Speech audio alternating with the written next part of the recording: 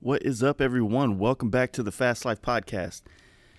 Man, I hope you guys had a good week so far. Mine sucked. I'll get into that shortly. Man, what the fuck is up with Harley, right? So when we did this podcast with Zombie Mike, it was literally the day that they released the photos and the unveiling of this new FXDR motorcycle platform. And to be completely honest with you, when we did this podcast, I didn't really have a chance to look at it, hear other people's thoughts and opinions, and I've kind of brought up my own here, and I just kind of wanted to share it with you before we get into all the other stuff and whatnot. But I've seen a lot of people like John Jessup and other friends out in Cali make posts on like Facebook pages that kind of, just talk about how clear Harley has lost touch with its current customer base. It's so evident. Like, there's no argument there. It's like Harley seems to be building or creating bikes that don't fit any of our needs or anything. You know what I mean? And I don't know the numbers. I don't honestly care. I just think it's kind of shitty. It's like, I don't understand it. I don't understand why, and it's so funny how all these bikes resemble metric bikes from other companies like Yamaha, Suzuki, and even Ducati and things like that. So it's real strange how Harley had a brand or had a look that has kept them in business for over 115 years for the most part. I know they've had their ups and downs like any company does, but that look has kept them alive and it's kept them who they are. And now they're changing into other markets to please shareholders or whatever the fuck they do with suits and ties up there in those high-rise buildings. It doesn't make sense to me. And I'm an idiot in the sense of like understanding that part of business. I don't know that shit. I'm just a consumer like most of you who have found a passion for a motorcycle based on its looks, its culture, and I can't see Harley continuing that culture at all. I just can't see it, regardless of whether they give a fuck about it or not. I mean, every other company has wanted what Harley has. From my years of being in the motorcycle business, that's what I've always seen. Metric bikes wanted the Harley sound. They wanted that Harley brand loyalty. They wanted all this shit. And now Harley wants to make metric bikes. What fucking world are we living in right now? Is this the Matrix? I don't fucking know. You'll hear in this podcast, and I'm undoubtedly, you have heard it in previous ones, that I'm a fan of FXR, Dyna, and Bagger platforms when it comes to Harley. I love those platforms. And I'm not going to lie, the new Bagger, the new CVO, kind of dope. $45,000, you're fucking smoking rocks. There's not a bike Harley can make that's worth $45,000. I don't think last year's CVOs are worth that much money. $30,000 for a touring motorcycle that still doesn't have as much technology as a $26,000 adventure bike BMW. I don't agree with it. I just can't, and my buddy Jetty just picked up an 18 CVO limited or whatever, and it was like $42,000. I'm like, what the fuck? Like, I just can't see value in that. And that's just me. So it's not you, it's not him. He's happy with his purchase. That's great. But also, he isn't into bikes as hardcore as like some of us are, or at least I know he's not as into it as I am, because there's no way I would spend that kind of money on a stock bike, regardless of what platform it is with Harley. It's still a fucking stock bike. You know what I mean? The other thing that I wanted to kind of, people keep, and Zombie Mike said it in this podcast, but it's evident people are like, man, you just got to let it go. The FXR is not coming back. The Dyna's gone, blah, blah, blah. But imagine this. In the automotive industry, a car company, or even a lot in some other bike companies, they create a brand of a car, a Camaro, a Mustang, a Challenger, a Charger, that had its time when it was on the pinnacle of everything everybody wanted in the 60s, right? And I'm sure they went through rough times. I mean, fuck, who wants a IROC Z Camaro? Nobody. Not a lot of people want a 90, 4 or 5 Camaro either. But they've carried on that car for 50 years almost, or at least. And all they've done is re-innovate and put new technology in it, put more styling to it. And sometimes they've had to resort back to their heritage of where those those cars came from and give them that old styling to make them more appealing again. And why can't that be done with the Harley Davidson? Why can't they use the technology and the resources they have to this day and go back and look at a bike that has a subculture, which anybody with a fucking Instagram account or Facebook account can figure out which brands of Harleys have a subculture, and just pick one and go back into that bike and reinvent it. Put, your knowledge of bikes into that bike. Like, I would spend $20,000+. I guess this new FXDR is $22,000 out the door or some shit. Fuck that. But if they were to create an FXR, with some of the styling, doesn't have to be the same. I would love to see the new and improved version of what Harley could do with their old FXR platform, right? I don't give a shit how popular it was back then. It's popular now. And it might be only popular amongst a small group of people, but, we said it in this podcast with Mike, that you'll hear that we influence a lot of people. Regardless of how big or small our subculture is, we still have the power of influence over a lot of people. So why not? Why not just revisit a brand that you've already had? I mean, they've carried on the Sportster name forever, and they've done it with the Sportster. Why can't they do it with another brand of bike? They've done it with the Baggers. Why can't they do it with their mid-range platforms? I can't get behind this, man. And FXR Mike said it best in the last podcast we did. I really don't have any desire to buy any of these new bikes. I was excited to see, because I'm not gonna lie, if it's dope looking and it fits the bill of what we are looking for, if I can jump on this bike and travel across the country, but also rip through some canyons, or I can split some lanes and shit, I'm interested in the bike. But this new shit is it's not what I signed up for with Harley, and like I said, I'm not planning on buying one regardless, but if they would have came out with something that if they would have, when you release the word FXDR, you think of something like along the lines of a Dyna, an FXR, or something performance-y, right? And then you put fucking forward controls on it and a raked out front end and a fat ass back tire and a tail section that I have.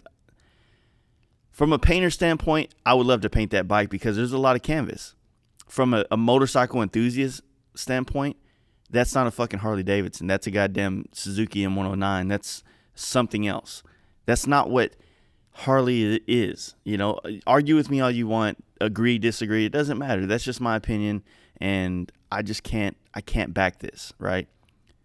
They need to get their shit together. They need to figure it out. They need to start thinking about a lot of other shit other than, the market they don't have. You know what I mean? I don't know. I get it. It's stupid.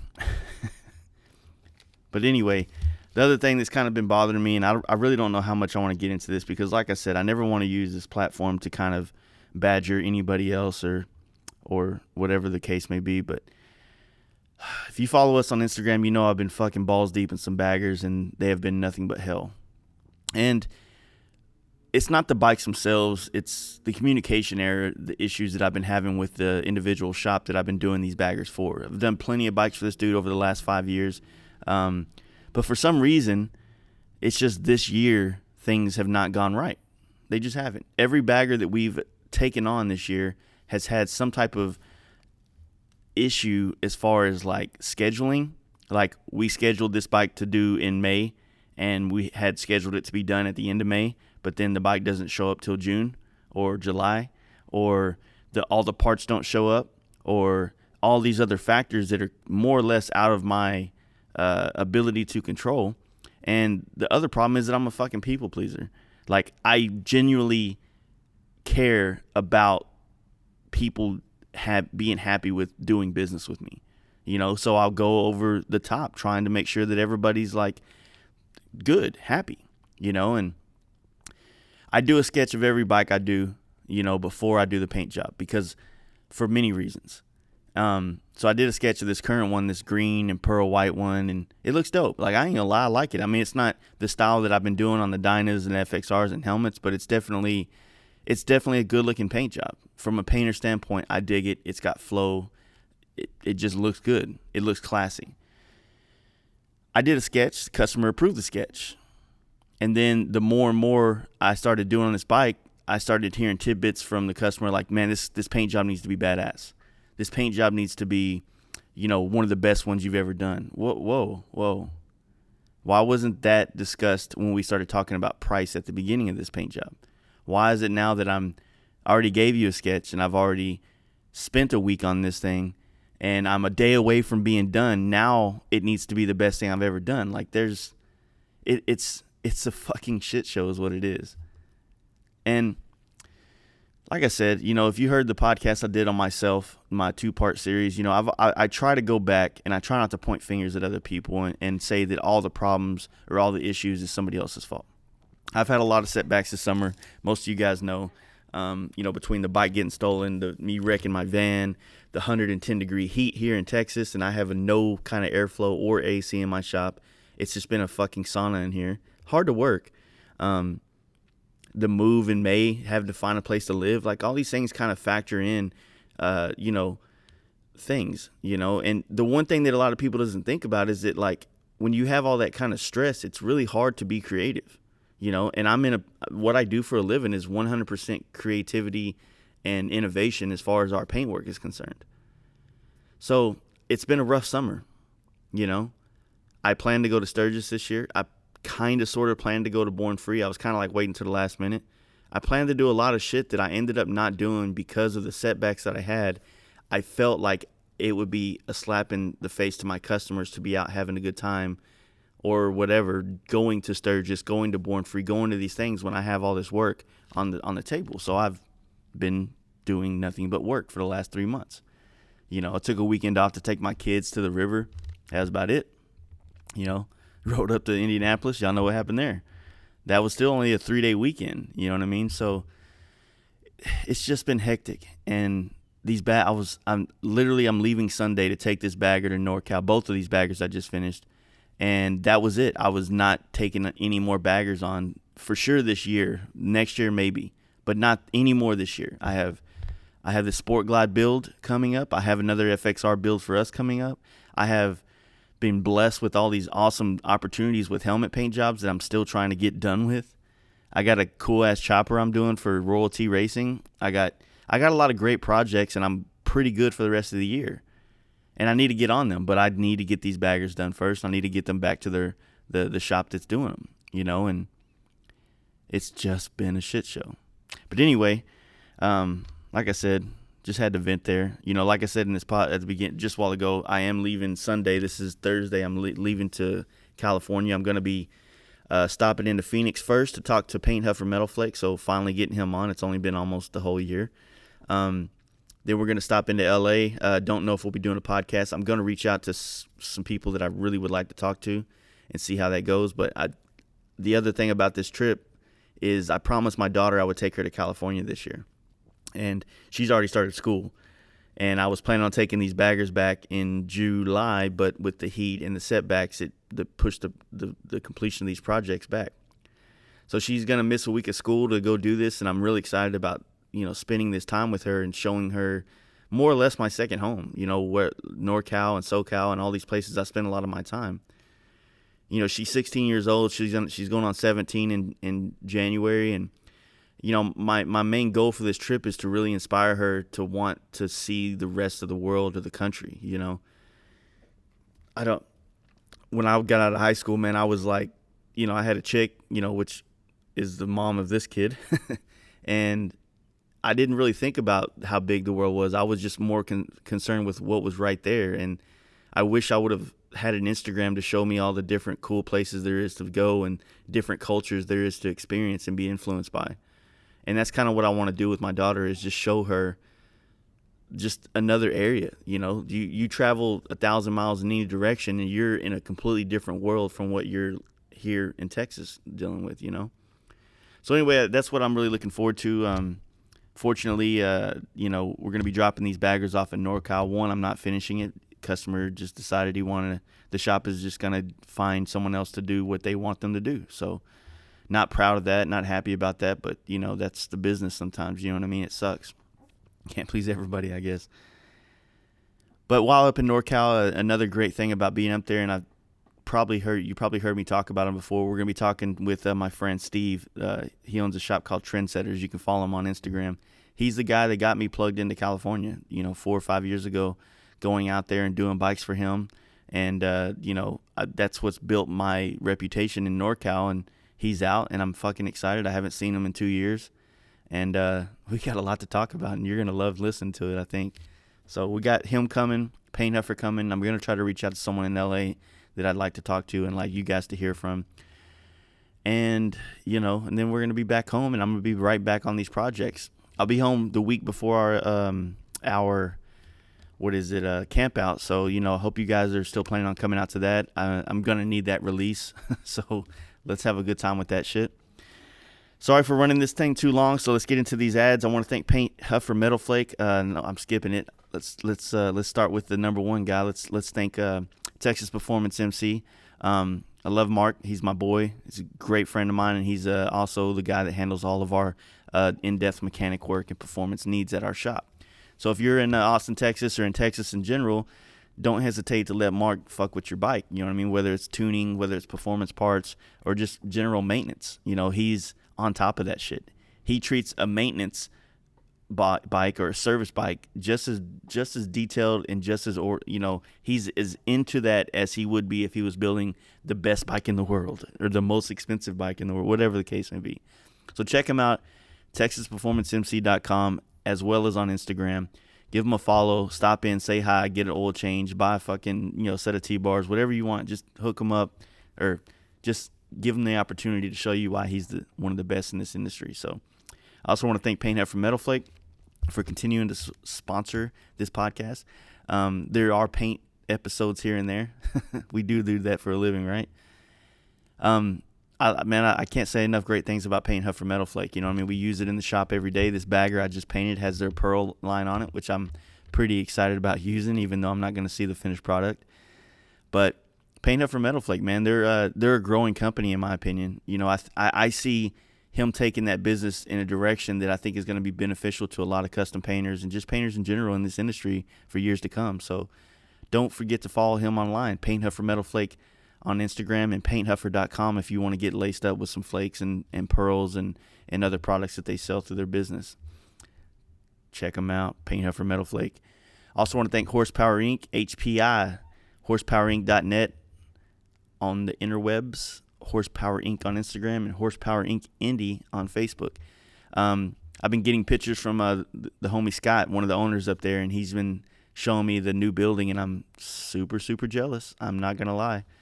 They're ramping up production on all fronts of their business. They're bringing in an exhaust line. They're ramping up production on throttle bodies and air cleaners, and they're building a medical type facility to do motorcycle shit, which is rad as fuck in my opinion. If you're up in the Indianapolis area, then you already know that you can go to Horsepower Inc. to get some of the best performance V-twin tuning available in the country, pretty much, right? They build some beast ass motors, and if you're going to the 115th, you're going to see that soft tail that they built for the 115th anniversary. So check that out. Talk to Jimmy, see those guys up there, and tell them you heard about it on the podcast, man. So they'll know this kind of works for them at some point. I also want to thank HardDrive. Yeah, this mic, FXR. I got too many mics in my life. Zombie Mike is a rep for HardDrive. He is my plug that got me into HardDrive and doing business with this company. And I know Zombie Mike personally as a friend and as a rider and as somebody that does a lot for this community of motorcyclists here in Texas. He has his hands in the Texas Hills Show and Nitty Gritty, and he's always been someone that I can shoot ideas with and get positive feedback from or constructive criticism from.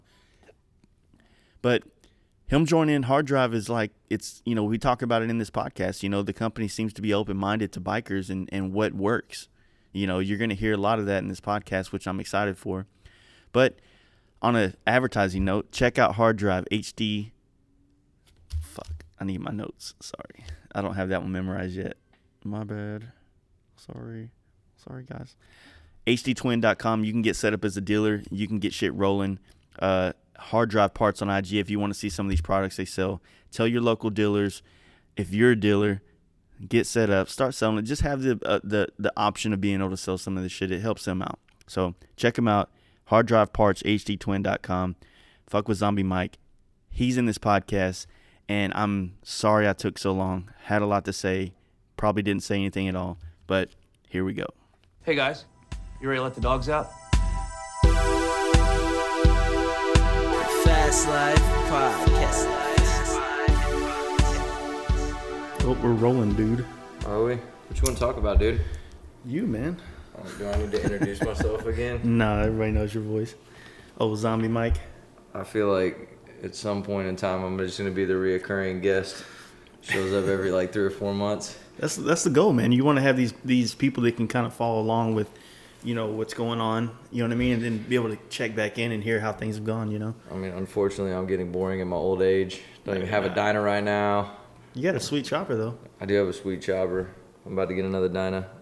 I don't want to jinx it, but I'm picking up a 98 lowrider. Mm-hmm. A little Evo. Yeah, I may or may not get the Fast Life Garage to paint it. We'll see. What's going on with you, man? Dude, just busy, man. Just trying to stay ahead. It's been crazy. So how's the man? You started this hard drive thing, man. So when did I remember you hitting me up and being like, man, don't you just said don't jinx. I don't want to jinx it, but I got my fingers crossed. And then I remember you hit me up and said, man, I got it. So that was probably April or March, right? Right after. Yeah, I think it was April when we started getting close to them bringing me on. And man, the whole thing. I don't know, man. It's a strange thing. I was pretty content where I was at, and one of the guys that is in charge of HardDrive, man, I'm just a sales rep for him, but one of the guys that's in charge of HardDrive is a guy that I've known for years and years and years. And they knew they were looking for somebody, and then y'all's local rep up here is this guy named Derek, and he called me and asked if I wanted to do the job, and then I'd already kind of been looking and poking around at their website and kind of paying attention to what they'd been up to, just because I knew the guy that kind of puts the book together for them. Mm-hmm. And man, I got a phone call. I put an application, just a regular standard business application, applying to flip burgers. And the dude called me back. He was like, "Hey man, I need a resume." And I went into oh crap mode because I hadn't worked for anybody in a real long time. Yeah. And so I submitted this resume, and I was like, dude, there's no way they're not going to call me back. These jobs are so hard to get. There's no way. And man, dude called me back, man. They brought me on, I guess, in April. Mm-hmm. But I mean, since then. You were on at Giddy Up, right? Or it happened right after Giddy Up? It was right after Giddy Up. So Giddy Up was kind of my last hurrah with Chopper House. We had the booth out there for the Dynafix thing they did in the parking lot of Green. So that was kind of the last hurrah for me working with Jason, which is weird. I still see Jason on a weekly basis. It's not like I can win anywhere.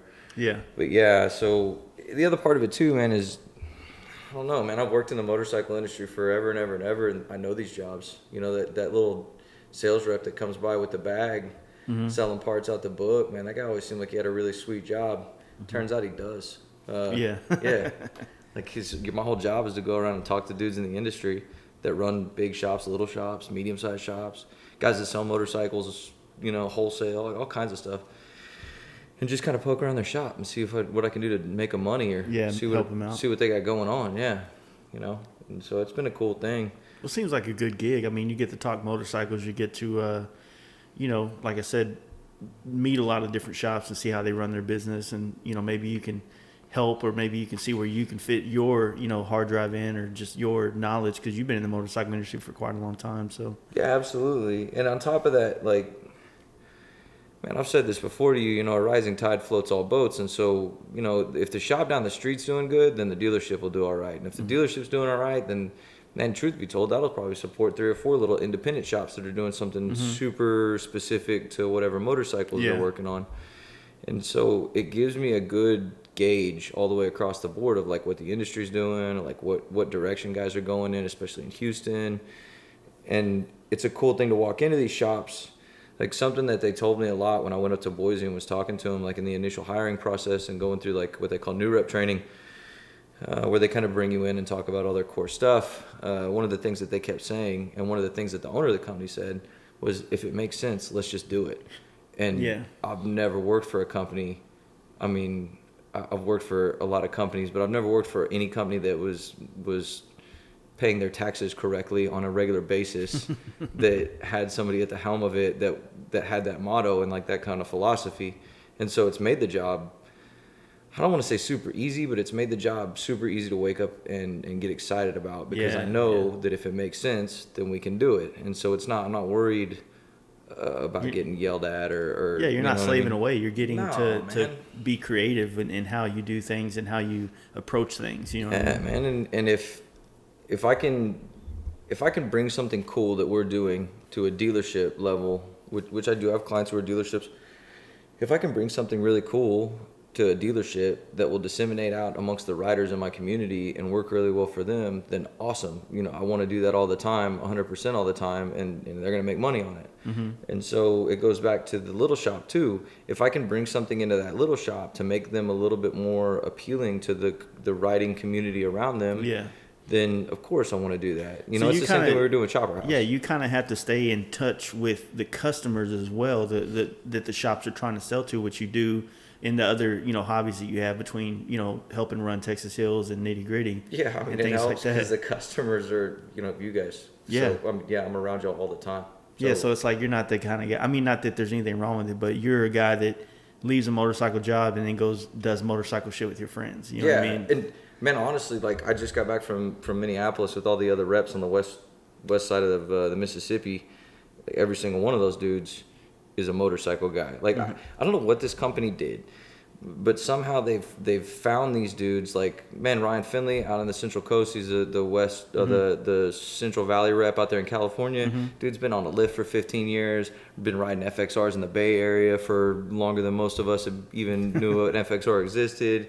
I mean, the guy, you know, I mean, he's been doing wheelies long before Instagram even existed and all this other stuff. Oh, for real? They did that before then? Yeah, and, you know, like, for them to pull this guy in, like, you know, Derek Blair is another one. He's y'all's guy up here in Dallas. That dude rides to go on some of his sales calls sometimes. Yeah. Like, the guy is out there doing motorcycle stuff. You know, Greg Handren's another one who, you know, he's had his hands on bikes his whole life. Like, so this company's been real good about pulling the guys in on the ground level that are bikers and that are guys that do motorcycle all the time. There's not a switch that flips off at 6 o'clock and okay, we're done. Like, no, these guys get home and they get into their own garages and start tearing stuff apart and you know, putting the stuff that we're trying to sell out of our book into a practical application on the street. And so you'll notice that a lot of the stuff that we sell, you know, the book filters itself, you know, just like all books, you know, and these guys, I think, are a big part of that as well. You know, the company is pretty good about, if it makes sense, we'll do it. And if these guys as bikers are saying, hey, man, this doesn't make sense, or, you know, we can't make this thing work, then we're just not messing with it anymore. It's like they're not forcing you to sell products that you just can't fucking sell. No, right? and on top of that, you know, there's not anything in the book that I don't, like, at least have a mild interest in. You know, there's some sort of usefulness to all of it. You know, the gunner, the guy that's putting the book together, man, I mean, I've known that guy for years and years and years, and that dude builds some bikes. He knows what he's talking about. Yeah. Well, that's cool, man. It's been interesting to see it grow. And like I said, you know, even when we do, since I've had a book and I've been able to look through it, you just see a lot of different things, a lot of like brands that we're used to seeing within within what we do already. You know what I mean? Like within our scene as a Dynas and FXRs and performance bikes, there's a lot of companies in there that are kind of relative to it. You know what I mean? Yeah, and I think that has a lot to do with the company and kind of the corporate atmosphere of HardDrive in itself, is that these guys are looking at products that they would use. You know, it goes back to those guys in the garage. We'll go back to their superiors and their bosses and talk about something, and it gets looked at instead of just, brushed under a rug somewhere or, you know, hey, that's not the corporate direction we're trying to go. Man, these guys are genuinely interested in what's going on in the scene, and they're genuinely interested in bringing product to the consumer that is usable and works and does what it's supposed to do. And maybe a little bit innovative or maybe a little bit left field, but something that they feel maybe will benefit the consumer at the end level. How was Sturgis? I know you got to go. Dude, and it was have a good crazy, time. man. It was so insane. jealous. Man, you're not. Yeah, You've been out there before. I know, and I wanted to be there again. What you're looking at. Now, this was the first Sturgis I'd ever been at with no bike. And, man, it's the first. We have a massive booth set up in front of Black Hills Harley Davidson. And, it's kind of like an industry show out there. I'm sure you've seen it. Yeah. Where, like, that parking lot is anybody who's everybody who even remotely looks like they're in a motorcycle company. And it's not even Harley specific. Like, everyone from Schuberth, who makes high-end Moto Guzzi crazy helmets, was out there hawking helmets, to Trask Performance out of Phoenix was right across the way, does turbochargers on stuff and like a bunch of performance parts. Like, it's everybody in that parking lot. Yeah. And it's crazy. It's insane. But that was the first time I've been up there with no bike. And so I just worked the whole time I was there, which probably wasn't a bad thing. And I learned a lot about like the actual products we sell instead of me just going in there with a book and being like, oh, I have no clue what that is. I'll have to get back with you tomorrow. No. But man, it was crazy. Everybody keeps saying that like Harley Davidson's on the way down and everything's horrible, and oh my God, that the motor company's doing this and that. And honestly, man, I sat there at Sturgis and I watched those dudes sell 500 black road glides in a week. And if they're doing that, then those road glides aren't staying in Sturgis. They ain't enough people to support 500 black road glides in 1 week. So they're going back to wherever these people came from originally, and there's no shortage of people. Yeah, it might be just people have they made it easier for the credit scores to get approved. Maybe. I don't know what they're doing, man. But dude, it was crazy. We were right. They down gave the me way a road from, glide last year, so I don't know. We were right down the way from that big tent where they sell all that stuff. Yeah, So, the big ass tent right in the middle, right? Yeah, in the morning I would watch them, like the porters, because we were there super early, and I'd watch them, and the porters would roll out 12 black road glides and 12 black street glides. And by noon, there'd be like 6 road glides and 4 street glides. And then by the end of the day, there'd be no black road glides and no black street glides. And then the next morning, I'd see them, and the porters would roll out 12 more black road glides and 12 more black street glides. And it just through the course of a day, I could tell what time it was by how many bikes were still sitting in that row of stuff. Yeah. But, man, that's just it. Like, everybody's doom and gloom about the motorcycle industry. I just don't see it. It's not happening. It's not that, like, I mean, obviously, when we talk on that corporate level shit, we know that Harley's still selling bikes. I mean, it's just, they're losing compared to on a corporate level of, like, well, we did, we expected a 5% growth this year, and we didn't make it, so it's a loss this year. That's kind of like what we feel like we hear a lot of, you know what I mean, is that shit. But yeah, I mean, Scott from Simpson said it, Harley used to be a great stock. It's not such a good stock now. It's not that it's a bad stock. It's just not as good as it was. Yeah, and I mean, hell, they just rolled out that, what is it, FX DR. Did you see that thing today? You gonna ride that thing? Fuck, dude. Here's the deal. I made an Instagram post the other day on the stories that, I'm so in love with this FXR chopper shit right now, this D-Rake stuff that like Al Emerson and FXR Mike is doing. Yeah. And the first thing I saw when I saw that bike was that fairing that came on it is going on my FXR when I do it. Yeah. That's it. That's the only thing I want with that bike. Everything else is complete. Did you watch the video of that dude ripping it through high plains or whatever it is? I don't know who the fuck I don't get it. I don't get it. I mean, somebody's gonna buy it. Someone will buy anything. You know what I mean? But the problem is like, you know what? One of the painters up in NorCal had made a post. I've been so busy today, I've barely got a chance to see all the great memes and all the great things that people's already posted. It's going down right now. Yeah. Me and you talk about it in a minute when we get out of here and get to the bar. But he said, one of the guys, I always get his name wrong. I think his name's Ogre. Yeah. He's an awesome painter up there, and he had made a couple posts. Kind of out of the Bay Area, right? He's kind of Central Valley. Yeah. And I can't remember word for word, but it was just like, one of the posts was like, it's clear that Harley is catering more to the V-Rod market than they are to the, the Harley or the Dyna performance market or whatever.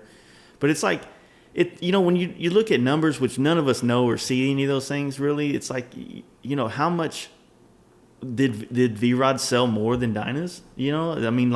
Is that market really bigger? Is it stronger? Does it contradict the concept that they want a younger market, so they make bikes that are $20,000 that look like you couldn't travel from here to Fort Worth? You know what I mean? Like, it doesn't make a lot of sense, man. It's like, and it's to the point now where I don't even want to like say anything bad. I'm just like, I'm lost. Jace, consider this podcast an intervention. They don't make Dynas and FXRs anymore. True. They're never going to make fine. Dynas and FXRs ever again. If they did, everybody, including us, would bitch about how those aren't the real Dynas and FXRs that they used to make. That's and true. so they're not even real Dynas and FXRs anymore. But that's just it. They're focusing. They're done. They're done with us. I think from the term of like, man, they've been catering for younger riders for years and years and years, and it hadn't really worked out for them. I mean, they were doing that when I was working for them years ago, was the Street 750 and the 500, and that was going to be Harley's saving grace for the millennials. And I mean, that bike's been out forever and ever and ever. And I mean, there's like buyback programs for that thing now and all kinds of other stuff. Like, obviously it didn't work. So I don't know, man. Maybe they're moving into the 30 to 40-year-old market. You know, I think, you know what those bikes remind me of? It's the dude who spent the Bourget chopper money and got burned, and then went into the big wheel bagger scene and got burned a little bit, and now he's back. And that's his new bike right there. It looks like they hired whoever used to make all those Euro V-Rods back in the day that you used to see on like Pinterest memes and shit. That looked like really dope. Like, oh, it said hardcore on the side, had fat ass tires on it. Hell yeah. Nobody's into fat back tires anymore. How are you gonna put a fat back tire on a bike? The dude's got skinny jeans and a fanny pack on, but he's like the biggest muscled up bodybuilder. Yeah, on the with the face of the fucking planet. tight ass shirt on. Neck tattoos and shit. Yeah, he's got a fanny pack. But see, you know, like I knew they were gonna put forward controls on the damn thing because They have to. They have to. They can't not do shit like that. That's the way that Harley Davidson works. I think that, you know, I'm okay with all the bikes that they've released. I really don't have a say. I think, you know, me and Mike did a really good podcast where we kind of talked about it. And then, you know, and I have to agree with Mark, you know, when it comes to like, it's hard to talk anything about them unless we're talking just aesthetics until we ride them. You know, the Softails ride great. I'm more concerned with, you know, like I'm an advocate for traveling on motorcycles and getting out and riding and doing stuff. And I think that for me, I look at these bikes and I'm interested to see how Harley accessories are going to accessorize these bikes. Like how are you going to make that bike that they just released, you know, like what are they going to offer that bike to make it to where you can throw some type of sissy bar or some type of bag? Like what's the travel package? You know what I mean? What's that going to be? You know what I mean? Like, that's what has been a good thing about all Harleys is they've all came with something that gives you the ability to travel on these bikes. Yeah, I mean, they used to, but at the same time, man, like we're sitting here in front of a book that's, you know, what is it? What are we up to? Over 1,300 pages, 250,000 part numbers just in my company alone. And that, you know, like that's not, the aftermarket will dictate what those bikes are going to look like. The aftermarket will dictate where those bikes are going to go and what direction people are going to do. I agree. Fast Life Garage will dictate what those paint jobs go on those bikes and what's going to be cool and relevant in the future. The motor company, I'm learning now, like the more as I get older and I start like looking at the motorcycle industry, I'm learning now that the motor company is the planet and we're all just little satellites just dancing around this sucker. And when the planet shifts or when something moves, it's our job to adapt to them, not the other way around, because we're fly specs. It does look like the frame is still a standard Softail frame. They just like have some type of tail section that I mean, from like I said, it's just rough pictures, but it does look like a similar frame. Yeah, but that was the whole point of closing down that Kansas City plant, was to reframe or to get away from making V-Rod and Dyna and Sportster frames so that they could go to this centralized frame. Because the Softail Slim now is the same as a lowrider, and it's probably going to be the same as this bike coming out, the FXD or whatever C. And that's just it. I think that they moved away from the idea of making like a V-Rod frame, a Sportster frame, and then a Dyna frame. They're just all going to the same framing on the bike. Yeah, and it makes sense. We've all got to admit that framing, they've been doing it on sport bikes for years and years and years. Look, I love Dynas and FXRs. I'm never going to own one of those things. It's just the way I am. But at the same time, from a riding aesthetic and from the geometry and the mathematics of riding a motorcycle, that is the way to design a motorcycle. I will say this, you know, as somebody that was really heavy in the sport bike custom market when it was big back in the late 2000s, when Suzuki was the leader of, you know, people customizing sport bikes, and it's nowhere near the kind of market that the Harley customizing market is. But what happened with sport bikes and why that market kind of crashed was back in the day, you could buy a Suzuki Gixxer 600, 1000, Hayabusa, and almost every part was interchangeable. From the motor going into a 600 frame to 1000 to the front ends to the swing arms. So aftermarkets could invest in the tooling to do one swing arm that fit all the bikes. You know what I mean? And so what happens with the aftermarket is it becomes complicated when you have to have so many different applications to make a custom to make one item for a bike. So if Harley has 14 different models and none of them coincide with each other, you know what I mean? It's different than just making a bracket or something. Yeah, but that might be what they're trying to do with that framing of all these bikes on the same frame. Yeah. There's 1,000 things that if you go into that's why I think it's smart. Yeah, and that's what just it. But Yeah. the thing that made a Dyna popular and an FXR popular, the club style bikes is they're called club style bikes for a reason. Yeah. Like it's not called tall socks bikes. They're not called cool guy sunglass bikes. They're not called Neptune's net bikes. They're called club style Dynas and FXRs for a reason. And the reason that club guys were running these bikes is because the parts pretty much from an 06 to a 2014 on a Dyna were interchangeable. Yeah. So if I ran this bike into the dirt and I wanted to pull my exhaust and my pegs and my bars and all this stuff off of my 09 and put it on my 12 or whatever, because I got that bike cheap, and I'm going to sell this bike cheap because I've worn the shit out of it, then I can do that. And so maybe that's what they're after. I think it's smart. Well, like that new swing arm that's on that fat ass tire, the swing arm looks dope. Like I wish they made that in this narrow swing arm version to put on the other thing. And that's just it. Like maybe that swing arm would be able to fit into the new lowrider. I don't know. I hadn't got my hands on one of these things yet, and I don't know what they look like yet. But I'm very much opposed to the newer Softail bikes. The engine, the drivetrain is awesome. I just love shocks on the outside, man. Like I can't see them anymore. Like I can't. Like it to me, it just looks like a Softail, and I own a Softail right now, and it's going away tomorrow because it's tough, a Softail. Man. It's tough to figure it all out. And like I said, it's just the cars that we're getting dealt with, and everybody's trying to catch up. I feel bad for anybody that's solely into the parts market. You know what I mean? Like trying to be the first one to come up with something is like kind of a pain in the ass. Like I'd hate to be Vance and Hines or D&D right now, and every year there's a new fucking bike and a new platform that needs a new pipe. Oh, it's rough. I mean, I can tell you in that little parking lot of industry guys, I bounced into a lot of dudes and shook a lot of hands and hung out and BS with a lot of people, and the talk of the aftermarket industry is how to adapt to what Harley Davidson is doing. Mm-hmm.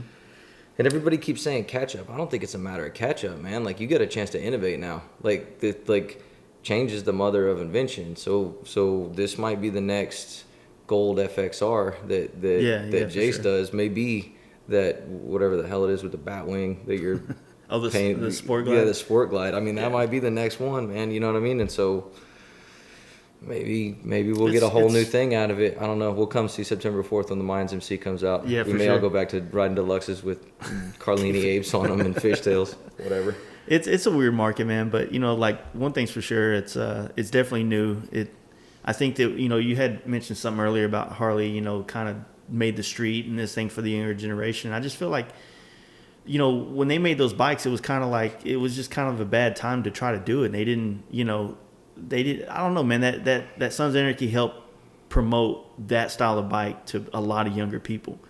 And so the whole thing. Exactly. Man, I'll probably catch a lot of hell from it, but if you're on a Dyna FXR, you can thank Sons of Anarchy for that right now. I mean, granted, there's probably some old school dudes on the West Coast that were running around like that. Those were very rare. You know what I mean? Long before that show showed up. I knew a lot of cats. 90% of these dudes that are doing it now.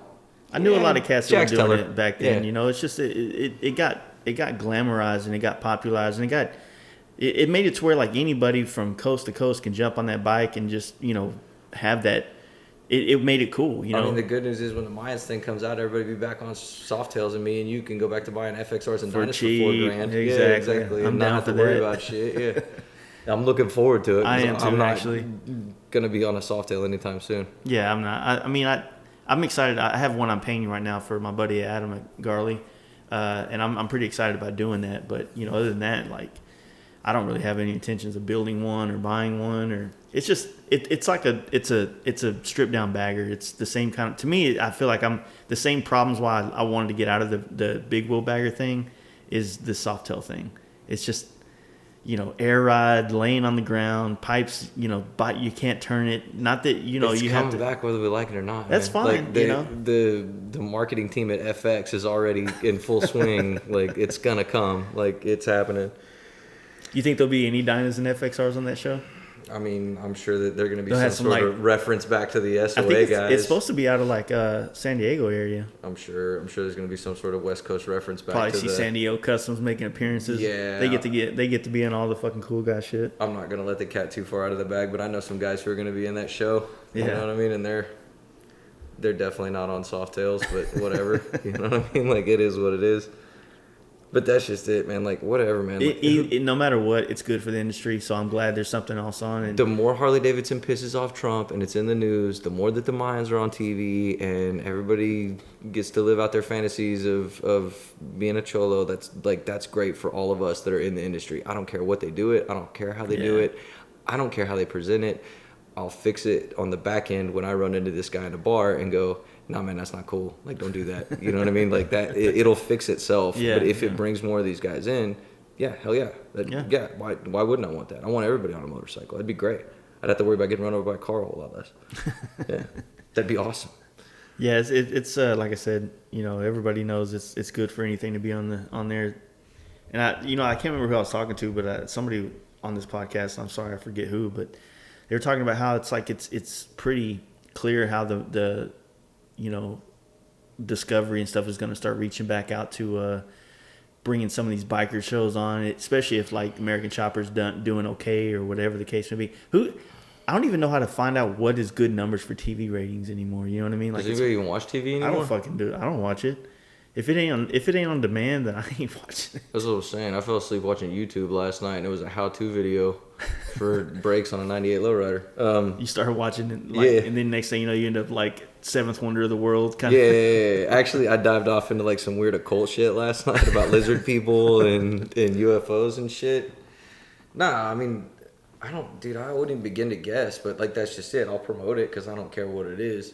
And even then, like, remember the Sacred Steel guys had a show? Did you ever see that stuff? Yeah, I watched some of it. Dude, that was a great show. It like, was. Why did it only last, like one season or whatever it is? That was an awesome show. And that was supposed to be like, oh, choppers are super cool and hip right now. And everybody's going to ride choppers and it's going to be great. Well, and then it fizzled out. That's what sucks about TV is that you only get like one shot. You don't get a chance to work out the shit. You know what I mean? And like put it like this podcast, if I was going to be judged off the first 5 episodes, we would have got canned from a TV show. But dog, I was episode number 3, so I absolutely resent that implication. But just like the quality of it and things like that. So it's like, with everything, you got to allow things to grow naturally. And as you continue to do things, they get better. You know what I mean? In my opinion. And like the model on TV is that like you might have a good premise, but you might need a little bit of time to work out the kinks and get it running smooth. And so if you only give somebody one season to figure shit out, it's like that's why I'm interested to see what this Richard Rollins and John Chopa shit is going to be about. I think Richard Rollins has figured out a way to promote himself in any way, shape, or form, no matter what. I don't think anything's going to stop him from shameless self-promotion. Yeah, and I mean, like I said, I'm not hating on the dude. I think it's cool that he's branching off his reach into motorcycles and shedding light on our industry. I'm always curious as to who decides that that's like the guy. Like. Who's the guy? Like, what guy in an office sits there and is like, that's our guy right there? Dude, how many seasons of what's Gas Monkey Garage? Yeah. What's the show called?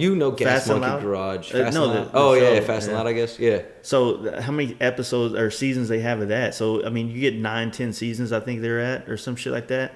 It's like, yeah, he's got fucking pull, with Discovery. So if he says, let's try this, and they do that Shop Resurrection or whatever the fuck it is. He did that. Yeah, and they did it. And so, I mean, I don't know if it worked or not, but I mean, he's done plenty of those. What was the motorcycle shop in Georgia?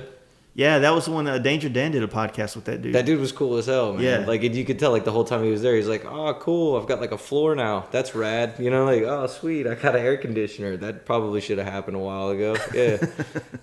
But, like, I don't know, man. Like, I guess Richard Rollins could do whatever the hell you want. I mean, it's the old maxim, dude. Money talks and bullshit walks. And if that dude's been making them money and he's selling Gas Monkey they're gonna take a chance on his ideas because so far it's been, no matter what he does. Yeah, it's been a pretty good odds. You know what I mean? So, it's just Shope and them did that Phoenix Battlegrounds TV show about 2014 or whatever. What the hell was that about? It was just like it was Paul Yaffe, Shope, another dude that used to work for Shope, and then what's the name, Cody McNew or some from Voodoo. And then one other shop, I want to say Ass Kicker, You know what I mean? So it was a whole bunch of bagger shops, and it was just like a drama show. You know what I mean? It's like there was some kind of cool. I mean, at the time I was heavy in the big wheel bagger, so I was interested to see the shit on TV or just see it grow. But looking back on it now, like I watched the cut because we bought the season back in the day, and I watched a couple of episodes recently. I was like, man, like that shit is super gay. Yeah, I mean, but dude, so were we back then. I was super Yeah, gay. like, man, at some point in time, me and you both had Jinko jeans on and one of those fucking Gadzooks. I could never afford those steel ball necklace things. I did have airwalks with carrots on the tongues. Yeah. Yeah, the fucking no, but there was a big wheel bagger, Jason. That's at just one point. it. Yeah, like exactly. Man, you say that, dude. The big wheel bagger's alive and well, man. Like It I is. saw it at Sturgis. No, it's I for see sure. it in Houston on the regular. Like, and there's some dudes doing some rad shit like that I didn't even know existed in big wheel baggerdom and shit. That like I think you like big wheel baggers scared itself so much that the dudes who are really good at it went back down underground and are like perfecting some craft, and we're gonna get a whole new brand of there's weird a big wheel bagger graffiti painted bikes. There's definitely a group of people out there that have evolved it into something very skillful. Like they've put some fab and some design into these things. I think those are the only ones that survived, because all the other shops seem to be gone. You know what I mean? Well, Like, yeah, the bolt-on guys have kind of had a hard time to stay relevant or whatever. And so like down there in Houston, you got Eric Contreras. He has that Powerhouse down there. Powerhouse is a good one. And he's always been a pretty innovative fabricator with his work and stuff like that. And then you got up in the really all the only shops that are really still strong with that is like the North Carolina, South Carolina area, and fucking like the Great Lakes area, like your Indiana, your Ohio, and your Florida. Apparently, like South Florida. I mean, you got a lot of weird money down there, man. So it's all that weird reality porn. Yeah, it's like people are just like down there. They're just like whatever's expensive, they want it. You know what I mean? So it's like you got Justin Bieber running around on fucking Lamborghinis down there and shit. It's weird, man. Like I saw a bunch of it at Sturgis, and I was like, no, it's big. This was going away. It's still big, but it's the only thing that's there right now. It's just like if you were to be here in 2008 and you go to Sturgis when all the chopper shops are going under, but that's all you're still going to see for a couple of years until things. Think about all the people that have been wanting big wheel baggers for the last 5 years, and now they finally got it. Now's the time. Yeah, I didn't even think about that. So now they got it. Now they can afford it. Now the parts are so saturated that you can jump on Craigslist or eBay and find either somebody that started a project and didn't want to finish it for $20,000. They have $20,000 worth of parts laying there. There's just a lot of elements that still keep it rolling, but a lot of shops are like, well, what's the next money maker? Which I don't like to think like that. I like to think like, for us, what I was like, what's going to make me happy with motorcycles? And I found it in not just the bikes, but the people I've met through these type of bikes that I ride now. But it's like, I'm just fortunate that I'm still able to make a living off of it. But realistically, it was just finding something to make me feel complete with motorcycles. You know what I mean? Yeah, but are you ever really complete with motorcycles? I mean, you're going to go from, man, and it's the same progression that I had. You know what I mean? I went from Dynas and FXRs. Man, I had a built out Haslow Rider S, man. That bike was nothing to mess with. And then went back into choppers real quick because I was interested in it, because that's what I wanted to explore, and that was. But that's the good thing about like our scene now is it kind of crosses back and forth. But that's just it. I'm gonna get right back out of it, and then in 2 years, me and you are gonna be on those Pan American Harleys going to Argentina or some shit. You know what I mean? Like, there's no talent, and that's just it. Like, I don't think you're ever really done in motorcycles. I think you're just exploring these little veins and like coming back to the core of who you are, and then you peel off on another little vein, and then you come back into the core of who you really are. That's a good way to look at it. I can talk shit about Softails all I want. I may find a deluxe for a damn good price, and some dude may paint some Vikla down the road from me after watching a couple episodes of the Mayans, and it may speak to my heart as a kid from El Valle in South Texas, and I may be on a Softail next time you see me. You know what I mean? But I may just be exploring this little vein of shit and bringing it right back to where I was at to begin with. And at the core, like, I'm a Dyna FXR. Like, I like performance motorcycle because that's what speaks to me. Like, when I look at it, I'm like, yeah, that's correct. That's right. Not even choppers, man. Like, I love what like Eric does. Like, dude, I'm down at Destroyer all the time, just dicking around. I love what those guys do. Like, I love seeing like chemical candy paint jobs. Like that's amazing.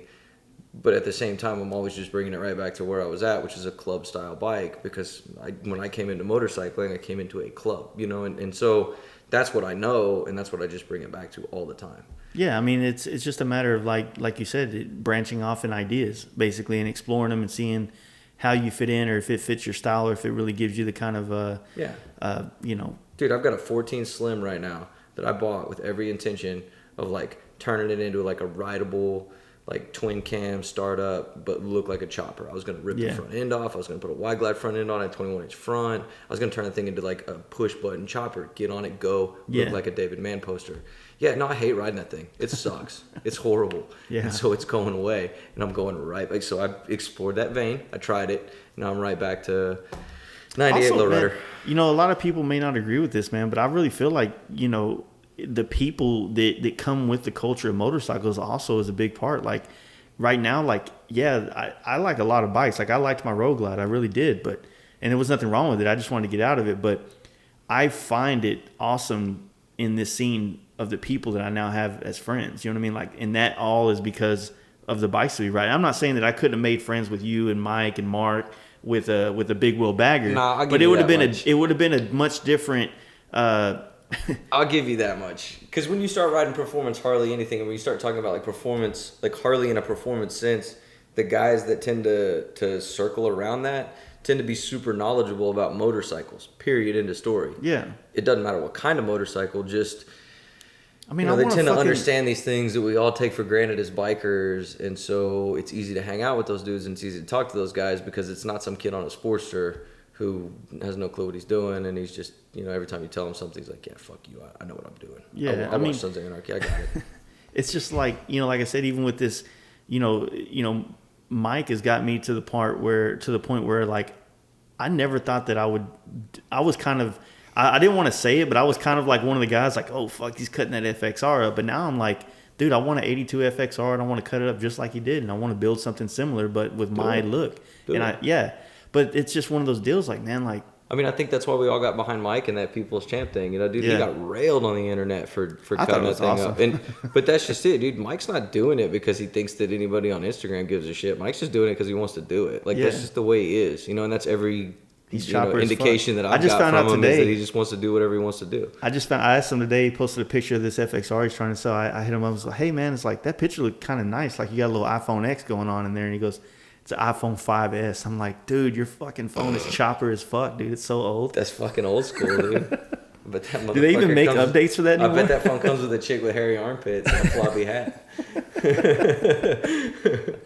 But no, that's what I think is different. Get Mike, dude. Holy shit. It's like, he's got like, he's due for an upgrade like 4 years ago. Dude, I'm on an Android and I got better shit than that. That's not good at all, dude. I don't even know how the fuck those phones didn't come with more than 8 gigs. I don't think. But anyway, I like I said, man, like it was, you know, changing the bike. It changed the crowd that I was around. And not saying that there's a lot of dudes in the big wheel bagger thing that I still hold, you know, I think are really fucking knowledgeable and great biker dudes. Hell, the guy that inspired me to do all my cross country traveling did it on a big wheel bagger, and that's what spoke to me and got me on that shit. And then, you know, I ain't gonna lie, like this is like while I was still deep in the bagger stuff, I saw that same dude jump on like a BMW and do the same thing he did on the bagger. I'm like, dude, that shit's gay as fuck. But now I'm like, dude, like this dude had it figured out long before I did. Dude, and it goes back to, man, he's just exploring different veins of shit. Yeah, you know what I mean? Exactly. Like he's just trying to figure it out. And that's what separates us as bikers from like enthusiasts, I guess, at the end of the fucking day. Is because I'm not a fucking enthusiast, man. I'm a fucking biker. So in the interest of my own fucking happiness and shit like that, I'm going to explore the veins of everything that motorcycling has to offer, and I'll come back and pick up everything that I need along the way and take it back to my little core, my little home base, and that's the shit that I'm going to end up on. And I think the other thing that's cool is that like also the friends that I've built, or not built, but I've have through this is like, they're not judgmental to where if I did show up one day on a certain type of bike, I mean, we might jokingly fuck with each other, but they're not going to be like, oh, man, this dude's he's not part of our clique anymore. I've been catching shit about the fucking Softail since I got that thing. That's probably about 50% of the reason it's going away. Yeah. And the other 50%, the thing rides like a fucking Cadillac. Like it's like driving a couch on the fucking road. But yeah, I'm sick of hearing shit about me on a Softail, so it's going away. But yeah, it's different, man. My own vanity and ego can't take it anymore. I'm fucking at home crying at night and shit. Your ego's only that so strong, huh? It's not. It's so fragile. It's just, your butt hurts so fast. Man, it's been, I don't know, man. It's been fun though. Like I said, the the chopper thing is something I've been wanting to do, but I was kind of scared to jump into it. I wanted to kind of like really understand what I want in it, and before I start cutting a motorcycle up to a point where I can't like salvage anything on it. I mean, I'm here, so I'm going to promote it, but we got Nitty Gritty coming up in November. So, dude, ride up there and check out what everybody else is doing. That was the whole point of that show, was it never was, oh, cool, we're going to do a Born Free-esque or Giddy Up-esque chopper show. The whole point of that show was to get everybody in Houston, because it's such a big city, together at one place at one time, so we could all steal shit from each other. Oh, cool, that guy's got a rad paint job. I want to do something like that on my next one. Oh, sweet, he figured out how to put those mounts on there. That's how I'm going to do this on the next one. That was the whole point. That's the whole point of all these shows, is to go there, look at what everybody else is doing, and then innovate and take the next step forward from that.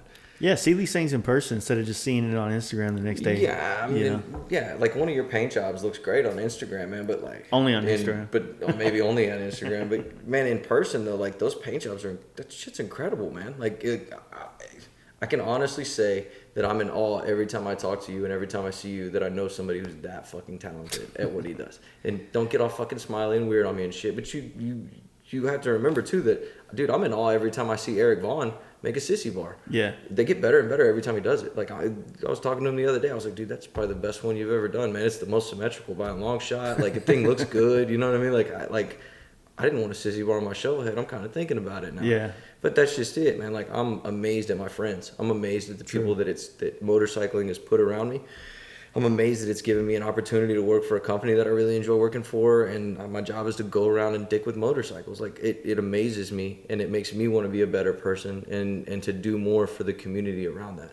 Well, the first podcast that we did, you said something that a lot of people messaged me about, but it was about how, your concept of how, the ball's in our court now, and it's up to us to continue to carry on what motorcycling is for the generations to come and our own generation. And so that kind of had me, rolling in a lot of ideas. Of course, it's like you start thinking like that, or you get in that mindset and you're like, fuck, man, what could I do? And so, for us, like with the camp out and things like that, it's been a way of like, how can we use just whatever reach that we have to try to bring people together to show them a fun time or show them what this is about, instead of everybody only seeing it at Born Free or seeing it at Sturgis or seeing this. Like, just bring it and just, you know what I mean? And so like with what you're involved with Nitty Gritty, Texas Hills. Yeah. You know what I'm saying? So those are two shows here in Texas at different ends of the year that promote the same type of shit. Yeah. You know what I mean? And then I've got my hand in countless other things that go on through the course of the deal, man. But really, it starts at bike night. That's part of the reason I'm up here bullshitting with you tonight, is because I wanted to check this thing out, because I want to see what y'all are doing. But it starts at bike night. It starts at, like, when some dude rolls up into a bar with a brand new Sportster and a quarter helmet, looking like the fucking Toadstool from the Mario Brothers. Like, it starts with him, like, first, right? Yeah. Like, and man, I come from like a group of social guys that are not like the nicest dudes on the face of the planet for outsiders to be around sometimes. Yeah. But at the same time, man, like, I always go out of my way to like just at least shake hands with somebody and like just ask them a few questions about their shit, or like, kind of gauge what they know about what it is that they're doing with their motorcycle, or in a lot of places and bars that I hang out with in Houston, if they know that they're in danger where they're at right now, or any of the shit around them, just because you're not safe here, dude. Yeah, but man, like, it lets me know, like, that type of person, man. And if that person comes back to me with like a genuine interest and give a shit, is like that they want to know or they want to talk about it or anything like that, then that's where it starts, right? So like, that's where I can start explaining, my brand of what this looks like to them, and start imparting my ideas. It's like being in my own little cult, right? Like, so it's my job to like convert him over to my way of thinking about this, or at least to convert him into to something, or if nothing else, I've exposed it to it once, and he may think I'm a huge jerk off, or he may think I'm the greatest thing ever. It doesn't matter to me either way. I did my job on a personal level, and then after that, it starts at bike night. All right, so now I can expose these guys at a bike night, and then after that, me and a bunch of buddies get together and like, all right, well, let's throw a motorcycle show and see if that shit sticks against the wall, and that's where it all goes. Yeah. Well, it's the same. Like, we had like, if a guy rolls up on a dyno with some 20-inch apes and some forward controls, I'm like, and he wants to hang out because he's in dyno shit. It's like, well, hey, if that's the way you want your bike, fucking awesome, dude. But have you tried it this way? Have you tried T-bars? Have you tried mid controls? Have you tried it this way yet? Have you really, are you interested? You want to ride mine, check it out, see if you like that? You know what I mean? Yeah, the only guys I don't like talking to are the old guys that try to convince me that, like, riding with ape hangers are gonna make my hands fall asleep. That's never happened to me once, Never, and yeah. I've never ridden with anything lower than an 18-inch bar. Like that's not once happened to me ever. But like I can't convince them. No, man, that's not the right way to do it. They just automatically dismiss that and send me down the road like I'm some child, you know. And it.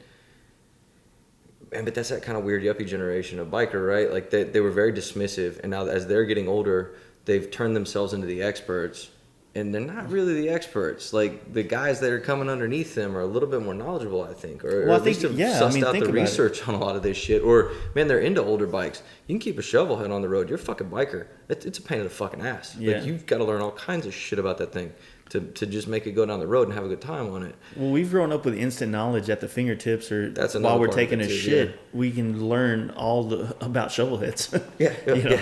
yeah. And then you learn what you think you know about shovel heads, and then you end up with a shovel head, and you end up on the side of the road at Giddy Up watching everybody else have a grand time across the street from you because you don't want to be the guy pushing your shovel head back across the street. Yeah.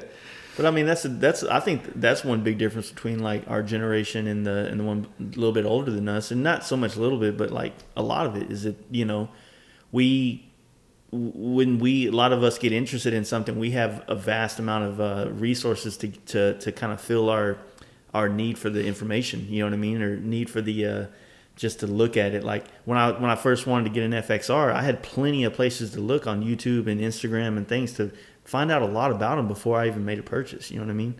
Yeah. Yeah. And at the same time, it goes to that we don't turn the fucking switch off. Yeah. Like I wake up in the morning and the first little thought in my head is, okay, well, it's not raining. Maybe I'll fit a ride in today. You know what I mean? Like it's motorcycle from the time that I wake up in the morning to the time that I go to bed. It's why we all have dysfunctional relationships. It's why we, you know, live in some of the places that we live in maybe aren't the greatest situation. It's why we've all got really shitty vehicles and really nice motorcycles. You know, it's a lifestyle choice that we've made as bikers because that's what separates us from the enthusiasts. It's what separates us from the weekend guy. Yeah. You know, and I'm not saying there's anything wrong with the weekend guy. The weekend guy today, maybe the hardcore tomorrow. I've seen it happen 100 times. You know, it's just whether or not they can be exposed to it I think in the right sometimes, circumstances. you know, bringing that up, it's kind of like what's been going on around here. You know, not to get too specific, but you know, I've just in my club experience, you know, and in other areas of just being around lots of people, I find that a lot of people that are very hardcore and, like you said, wake up, eat, sleep, and shit motorcycles. And the guys that are kind of like just dabbling in it, like it's not their first hobby. It's, you know, first is softball, and then, you know, they kind of like Sports Center. Yeah. Like, and then bikes kind of fit in there. Like those people kind of they have a harder time connecting than say somebody like, you know, like you and I, like we can talk like fucking bikes for all night. We're like, my wife is sitting here like, how are they still talking about the same fucking shit? Yeah, I mean, we just say the same things over again, just with like we started different parts of the sentence. Chase, let's be honest. How much do we really know about each other? Fucking minimal. No, but not we've much. talked for hours because we're only talking about the one thing, and it's the one thing that we super give a shit about. It's motorcycles all the time, every day. That's why we're in the positions that we're in now. So we're in Minneapolis, man. All the reps from all over the country are there for this company that I work for. And flat tracks on TV. I've never seen 20 grown men in a bar give a shit about flat track as much as that. And it's the weirdest thing ever to like look around and be like, oh, holy shit, like everybody in here is into this. Because every other time you see flat track on a TV, like it's because the waitress is on her way to turn it off and you gotta like stop her. Like, no, I actually was watching that. Yeah. But that's just it. Like, those are the guys. Those are the hardcores. Those are the guys you're comfortable around. Those are the guys you want to be around. So surround yourself with those guys, and it will just take you farther and farther and farther and farther and farther. Every hookup I've ever gotten hasn't been because I'm in a position that I'm in at work, or because I thought, you know, like somebody thought I could give something to them. I usually turn those down. What it generally is like I respect that person, I respect their opinion, and they're trying to help me out with something, and I want to do something in return. And those are cool things. Those are the things that you should do for your friends and the people that you like. Just so happens that all my friends and the people that I like are motorcycle people, and so that's all we really dick with, and that's what we do. But yeah, there's not a softball glove hanging out in most of these guys' closets. Like, and I think that I'm looking around your house right now. There's motorcycle stuff right now. Helmets and yeah, there's helmets and a place that looks like it gets a lot of use drawing tanks and motorcycle art. That's the majority of your place. And that says volumes about you. You know? I also I play a lot of video games just to not think about bikes for a little while, but that's about it. Yeah, I can see Britt over there rolling her eyes right now. But you know, the like I said, it's just it's hard to navigate those waters because, like I said, there are a lot of people that want to get into it, and then they get exposed to those guys that are hardcore into it, and sometimes those two scenes or those two levels of enthusiasm don't mix very well because like it's kind of territorial in some places, like as far as bikes is concerned. Like you want to feel like the people that you're hanging out with also care about it as much as you do. You know what I mean? Yeah, but I'm in a cult, man. Like I think every time I talk to somebody with a motorcycle, I just assume that they're gonna see things my way eventually. Yeah. I'm in a cult and I'm a sales guy by trade, and so like I just assume like I can bring you over to my side. Just maybe not today, maybe tomorrow, but yeah, you'll figure it out. You'll start doing the way things. You'll realize yeah. it's you'll realize I was right all along. Like I never understood like how somebody could really be into bikes for a while and then be like, I think I'm gonna sell this, and I don't know, I kind of want a jet ski. Wasn't a biker. And yeah, he never, cool. And I think that the reason why he might not be a biker is because he never got the experience that kind of like glued him to it. You know what I mean? Maybe the group of people that he was riding with didn't quite show him that part of motorcycles that I felt like I found and make me so hardcore about it. So I feel like everybody's just like, so it becomes that you become that ambassador. Like, man, I want you to see this. This is awesome. Maybe you're gonna like it. Maybe you're not, but try it. Yeah, for sure. But at the same time, I mean, the machine has to speak to you, and the ride aspect of it has to speak to you. I'm the happiest on my motorcycle, far the fuck away from all of y'all. Mm-hmm. And I've soloed all over this country. I'm the happiest on my motorcycle a long way from answering a phone, from talking to anybody or any of that stuff. But at the same time, when I am home, you're right. The social aspect of it all is what keeps me grounded in it. It's not even me. It's so weird, man, because, man, I'll have the same ride to the same city about the same times every year. And then somebody else will mention, oh, well, I was there like last month and it was fucking beautiful. And it'll spark me to be like, yeah, I should go out there again soon. And I'll reevaluate my whole schedule just to go check that out, to have that same experience with that guy, so I can come back with him and be like, yeah, man, you're right. It was totally right. That, you know what I mean? The bartender over there is pretty sweet. Yeah, like that's it. And Instagram has a lot to do with that. That's why we do that shit. Like, I look at people's Instagrams. I'm more interested in, bike in front of Shiprock, New Mexico than I am in anything else. I'm interested in... Roll by that before. Yeah. I'm interested in, bike down in the Keys, stuff like that, because it trips in my own little head.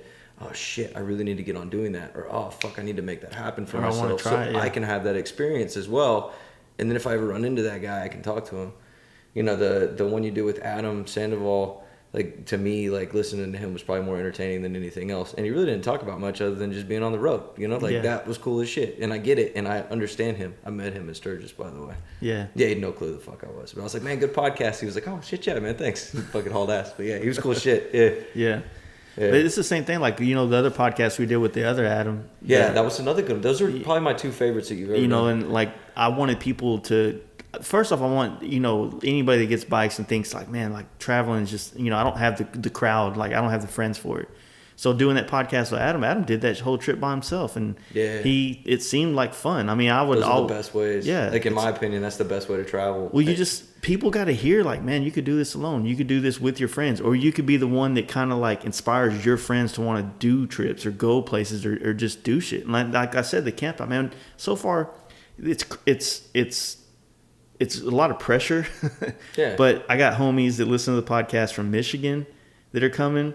I got homies from Florida coming. I told you on the phone it was a horrible idea. I organize events. You know when Nitty Gritty this year started? Last year at Nitty Gritty. Yeah, for sure. It's a horrible idea. And then, I got a homie from New Mexico, and then all the people in Texas, Oklahoma, Arkansas that are right down the street. So the problem is that I like to party. So, like, I'm not going to be Mr. There. Like, when was the last time you ever had like a longer than a 2-minute conversation with me at one of the events that I've had? That's what I worry about the most about this. Yeah. That's what I worry about the most, is it like, because I have every intention of having a good time and letting loose at this deal. Good luck. But, I worry like, fuck, man, like I don't want to be like 2 12-packs in and this dude just rolled from Michigan. He's like, fuck, dude, I just wanted to meet you, or whatever the case, I just want to party. And I'm like, yep. Fucking take your shirt off, man. We're partying, and just like complete those. It don't work like that, because it's not that dude rode in from Michigan and he just wants to party with you. It's that dude rode in from Michigan. He's fucking having a good time. He's fucking hanging out, and now he's about to light some of Adam Sandoval's shit on fire in your event. And so now you got to go deal with this. You know what I mean? Or fuck, where the fuck is Jace? He's supposed to be here. He's helping sponsor the goddamn event. Oh, he's passed out in his fucking tent because he's too hungover from last night. Or, you know, shit, I knew I should have packed that extra fucking tent. Now one of my vendors is gonna be sitting in the goddamn sun getting sunburned. Well, that's the good thing about our show is that it's not a show. It's just a camp out. Keep it like that. Yeah, there's no vendors. Which I honestly, anybody who wants to come and promote their shit, they're fine. Like it's not something that we're technically making money on. We're literally just hosting it to bring people together. We're literally just using our name for the reach. Keep it like that. To get people to come. But you're from Texas, dude, and hospitality reigns supreme down here, and it's hard not to like pay attention to everybody's shit at these shows and make sure everybody's having a good time. Dude, you want everybody to have a good time. You want everybody. Like as a host, like I want everybody to have a good time and shit. Yeah, exactly. I want you to be cool. I don't want you to be a dickhead. I don't want people to feel like they wasted their time driving across the country to come sleep in a tent. Well, and I'm learning too now that like your shitty behavior is not my fucking problem. You know what I mean? Whatever happens to fucking you happens to you. You know, I didn't make you do dumb shit. I'm gonna try and save you for some shit, but I'm not gonna. You know what I mean? Like I got other shit going on, dude. Yeah. You know, Texas Hills, we drank those dudes out of beer in like 2 hours. Yeah, they loved it though, man. We're doing it again, dude. Yeah, they loved the. I'll be honest with you, I'm not a fan of Sunday. I'm not a fan of Sundays. Okay, we're changing it. Same thing we're doing for Nitty Gritty is going to be a more Sunday focused show, but it's a ride-in chopper show and it's local guys and shit like that. But there's going to be camping Saturday, and so like we're changing it for Texas. Well, okay, Hills. Like so Texas Hills, which you know I'm a huge fan of Texas Hills. It's something I'll support forever.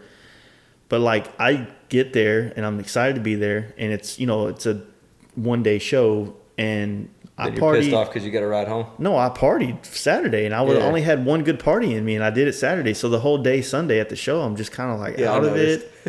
I'm kind of, and at this time, me and Jesse were just kind of like on Beef Central. You know what I mean? We were not clicking very well. I was psycho on Saturday night. I wasn't surprised when you were still sleeping at like, what was it, like 1 in the afternoon? Yeah, it was 1 o'clock. I like have a leg hanging out of my tent. I was more impressed that you were still passed out in that fucking 110 degree fucking tent. I was like, man, how the fuck is he doing that? Everybody showed up finally. Saturday night, everybody got there. We closed that bar. It was like 4 a.m, and then like all the Houston dudes, all the pterodactyls, man. We're sitting there. Everybody in the campsite sleep, no lights on, and fucking Dave. And what's the other dude's name? What's the Mexican guy's name? Fucking Jimmy? Jimmy. There you go. Jimmy. So Jimmy, Dave, and me, drunk as fuck. Downtown Dave. Walked down there. The campsite from where the show was a good hike. Yeah. And we're just doing Indian chants the whole way down there. Hey, hey, hey, hey, hey. And then we get down there, and everybody's pissed off because we're drinking. We're drunk as fuck, and we're trying to get everybody to wake up and party. They've been asleep for hours. Good. That's why I don't camp. Everybody fucking dogs my shit for not camping. That's why I don't camp. I don't have to fucking drunk Jace to deal with it. Fucking 4 a.m. and shit. You know what I was doing that night? Getting some fucking sleep because I had to work the next day. Yeah, it's I don't know, man. It's fun though. Like, dude, that fucking show. I told the bar owner when we showed up, and that was the first time I'd ever met him, and he was like, he was very like you could tell they didn't know what the fuck to expect, and they got had the property though, man. Well, they had a bunch of bikers there already that weekend, but it's like the hog chapter different dudes. Yeah, it's not. They were doing poker runs, man. It's not the shit that's going on with us, right? And so when we got there, he was like, so like, what kind of an event is this? Like, he was like biker stuff like these guys, and I was like, not like those guys. I was like, check it out, dude. I was like, my main goal is to drink you out of beer and fuck up your septic system. Like, that's gonna happen for sure. Like, they had nice bathrooms though. But so sure as shit, like, we get into the show and all the Texas Infamy guys start doing wheelies and shit out in front of the show, and everybody's out there fucking, Tony's out there fucking showing everybody what's up, and fucking the guy comes up to me and he's like, is this normal? Like, is everything cool? And I'm like, yeah, man, everything's fucking fine. He was like, there's dudes doing wheelies out on the street out there, and I'm like, that's cool. Like, I was like, nobody's taking their beer out there. I was like, are you good? And he was like, well, what happens if one of them wrecks? And I was like, oh, one of them's gonna fucking wreck. I was like, that's gonna happen for sure. He's like, well, should we stop it? I was like, no, they're grown ass men. I was like, if they want to get out there and wreck their shit, let them wreck their shit. He was like, okay, cool. Yeah, that's cool. Fuck it. Like, if you're cool with it, I'm cool with it. I was like, all right, man, cool. But yeah, and at the end of the day, the next morning I saw him, dude. Dude, it was fucking, he was drunk that night having a grand old fucking time. And then the next morning, he was at the bar with us the whole night. Him and I think his chick, right? Yeah, his chick was there. Yeah. And the next morning I fucking saw him, dude. He super hungover and shit, and fucking trying to clean up a little bit. And he was like, yo, man, we ran out of beer like 2 hours into that shit. And I was like, yeah, I noticed. He was like, everybody was pissed off because they were drinking, whatever y'all had left. And he was like, and my fucking septic guy's gonna be here in like fucking 3 hours because the fucking toilets are trash. I was like, see, I told you, man. You have a great show. And I was like, you gonna have us back next year? He's like, hell yeah, it was best. Yeah, it's a good spot, and I think that you were talking. Somebody, I don't know if it was you or Dustin, was talking about how like he wants to try to like set up an area to make it a little bit more comfortable for camping and stuff like that. Or yeah, the idea is to put up. I mean, we've talked to him about it. I don't know what if he's made any moves. He's got some time, but he has started making some moves towards it. You know, so the idea is to put up maybe like some posts that you can hang a hammock on one side or the other, like just to make it kind of biker friendly camping back there. Yeah. There's nothing down there. I mean, you can't get into anything that's going to hurt anything. Yeah, exactly. It's a lot like the campsite at Nitty Gritty this year. Like, you can go explore all you want. It's at your own peril. You know, if you get eaten by an alligator or some shit, it ain't nothing to do with it. Okay, alligators now in Houston? Dude, there's the bar that we're doing this at has a pet alligator in the pond. Like the pictures Has he got that we a fence? posted. No, absolutely not. You'd be camping down there with the alligator. Just don't piss him off. It's his fucking living room. That's cool. He's big. He look like he'd fuck you up. Put Jesse out there. Let him he'll be the guy you trip when the alligator runs at us. Whatever. I don't care how y'all figure it out. I don't camp, so it's not going to be my fucking problem. Yeah, for sure. No, it's got a pet alligator. On steak nights, we go down there, and there's a big porch that overlooks the pond where the campsite is. And you go out there and you throw your leftover steak shit in the pond and watch the alligator. I call it feeding the dog. Like, you go out there and feed the dog. Yeah, but there's a big ass fucking, what the hell is that? There's a big ass alligator in that pond out there. That's wild. So camping, $10, Nitty Gritty for everybody listening. Good luck. No, I want to come down for sure. It's in November, right? Yeah, November 17th, 18th, somewhere in there. It's the third week in November. What's anything good going on this year for Lone Star? I mean, is the Harborside dudes down there still doing stuff? So Ken's closed his shop down there at Harborside. Oh, he did? I didn't know Yeah, that. so Harborside's closed down. Ken closed his shop up. I just don't think he wanted to run retail shit anymore, you know. And had like a good vibe though, man. It just probably the retail side fucking of like, awesome. Yeah, it was super cool about everybody invading his shit all the time. So I don't know what we're gonna do for Lone Star Rally this year. I'm gonna get a house down there and kind of feel it out. Yeah, Simpson was talking about setting up down there. I mean, I would hope. It's just hard to figure. You know, I didn't go last year. I went to SEMA. Definitely not going to SEMA again this year. So plan to go to Lone Star, but it's hard to figure out, like, for a vendor wise, where to set up, because to me the Strand is like way too popular. It's way too much, you know. But over there on Seawall, it's like they want a lot of fucking money to party over there. You know what I mean? I mean, are you planning on setting up a booth? Fuck no, I don't like setting up booths. Every time we do it, man, I just do the ride-in chopper show that Cycle Source puts on, and that's usually a good time. And it's Hangout Fest, and you sit there all day watching people stare at your bike. But like, I don't know, Lone Star Rally is Lone Star Rally. The thing about Galveston is it's so small that even if you've had like maybe one or two too many beers, you can still walk to wherever it is that you need to be, or figure out where you need to be. But I don't have anything planned for Lone Star Rally. I don't either. I'm pretty. I mean, I'm planning another little ride, like just with all the guys up here in DFW. Like I want to go down to Big Bend before it gets too cold up here and do like a little 3-day weekend deal. But other than that, man, like we have the camp out. I'm gonna try to do AIM Expo. I think I'm gonna go to AIM with you. Yeah, I think I'm gonna do AIM Expo. Just the Thursday and Friday, and then come home. That way I don't have to pay those Saturday tickets. And I think I'm just gonna fly out there Thursday, Friday. Have you been to AIM yet? No, I wanted to go this year just because. Was this year the Orlando one? No, this year's Vegas. No. The year before this was Orlando, right? No, that was it was. Or was it still in Ohio? Columbus? Yeah, it was Ohio, or Chicago. Something like that. Usually it's in Columbus. Anyway, AIM's a good one if you've never been. Yeah, I want to go because, like I said, with Simpson's new helmet coming out and giving us the opportunity to kind of be doing what we're doing for him. And then not only that, man, like just I'm trying to learn how to be a little more corporate. Good luck with that. I know, right? I got a good friend of mine that he's like my negotiator now. Like I'm gonna start having him do all my my talks with businesses about moving forward and shit. But now that we're doing this, and me and you both kind of watched each other progress in the industry a little bit. I think I met you right when I was coming out of Harley. Yeah, I met you right when I was coming out of the Harley stuff, and I was moving into, manufacturing with Chopper House, like watching Jason do his thing, and then now what I'm doing now with HardDrive, like, man, just know your value and know your worth. And that's what I find in the motorcycle industry is my most frustrating thing ever. Nobody wants to pay anybody. They always want shit for free, and at the same time, it's always the worst that it's ever been, and that's not the truth. It's just not the way it is. It's just not as much money as you think you need to make. Yeah, for sure. But I've noticed that like the companies that are doing really well, the ones that I really respect, the ones that I've noticed that are still making money and don't have this like doom and gloom shit around them are the people that pay their people really well. Like they pay for the talent that they have. And that, like, you're the same way, dude. You gotta know your worth. Period. End of story. Yeah, and that's kind of what we're kind of moving forwards of like trying to, like I said, I would say that the majority for sure of the people that follow us on Instagram and social media platforms follow us for paint, and that's totally cool. That's what got me here, right? But we're also trying, like, my hobby is motorcycles, so like these camp outs, these bike trips, these things. This is like my softball. You know what I mean? Yeah. The paint stuff, that's my job. You know what I mean? So this stuff is just the things that I like to do. So what I'm trying to do is also build that audience up for the camp out type stuff, or for the traveling, or the personality side, I guess, is what I'm trying to build as well. That way that when I reach out to a company that's more motorcycle only, and they don't look at my Instagram and think, oh, well, you're just a painter. You know what I mean?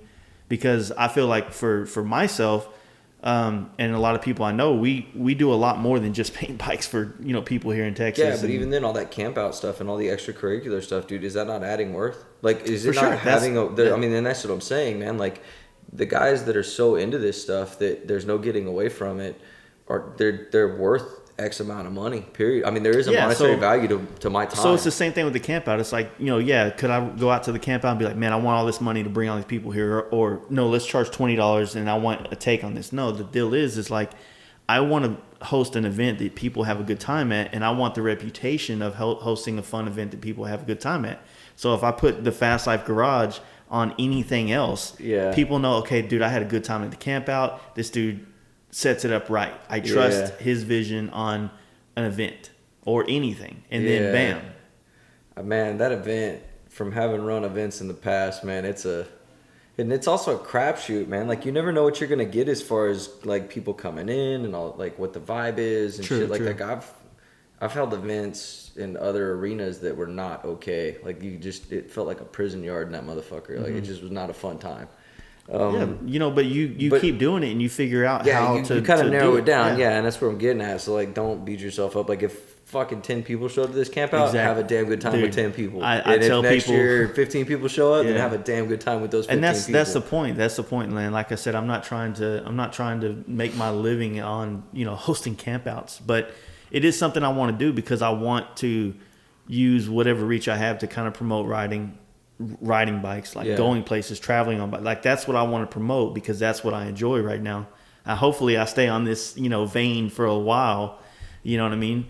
And, like I said, with doing so, it's like you want to, like I'm happy that I have the paint that's got me here, but I do want to expand what I'm about in other areas. You got the paint that's got you here too, buddy.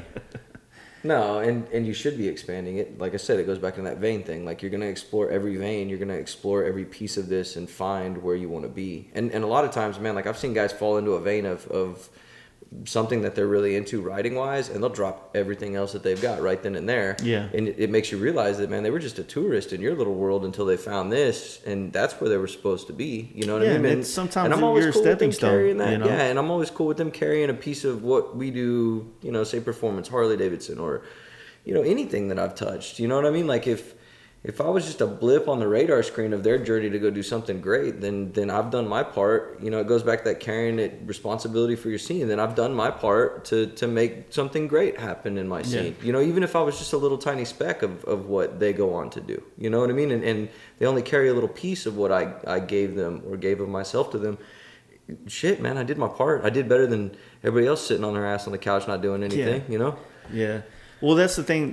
That's why I argue that I think that a big part of why certain things are fun for people is the people in it. Like, I don't know why people. Motorcycling is a social activity. Yeah, I have my best times riding alone, but like, I wouldn't do this if it wasn't for the people around me. Like, it's like the people that never find that camaraderie with people are the ones that I feel like will eventually, give it up or whatever the case may be. But like, what I think that it should be okay to say, you know what, man, like, this scene's dope. These bikes are cool, but man, the fucking people that I hang out with and I meet around this thing. I mean, think about it.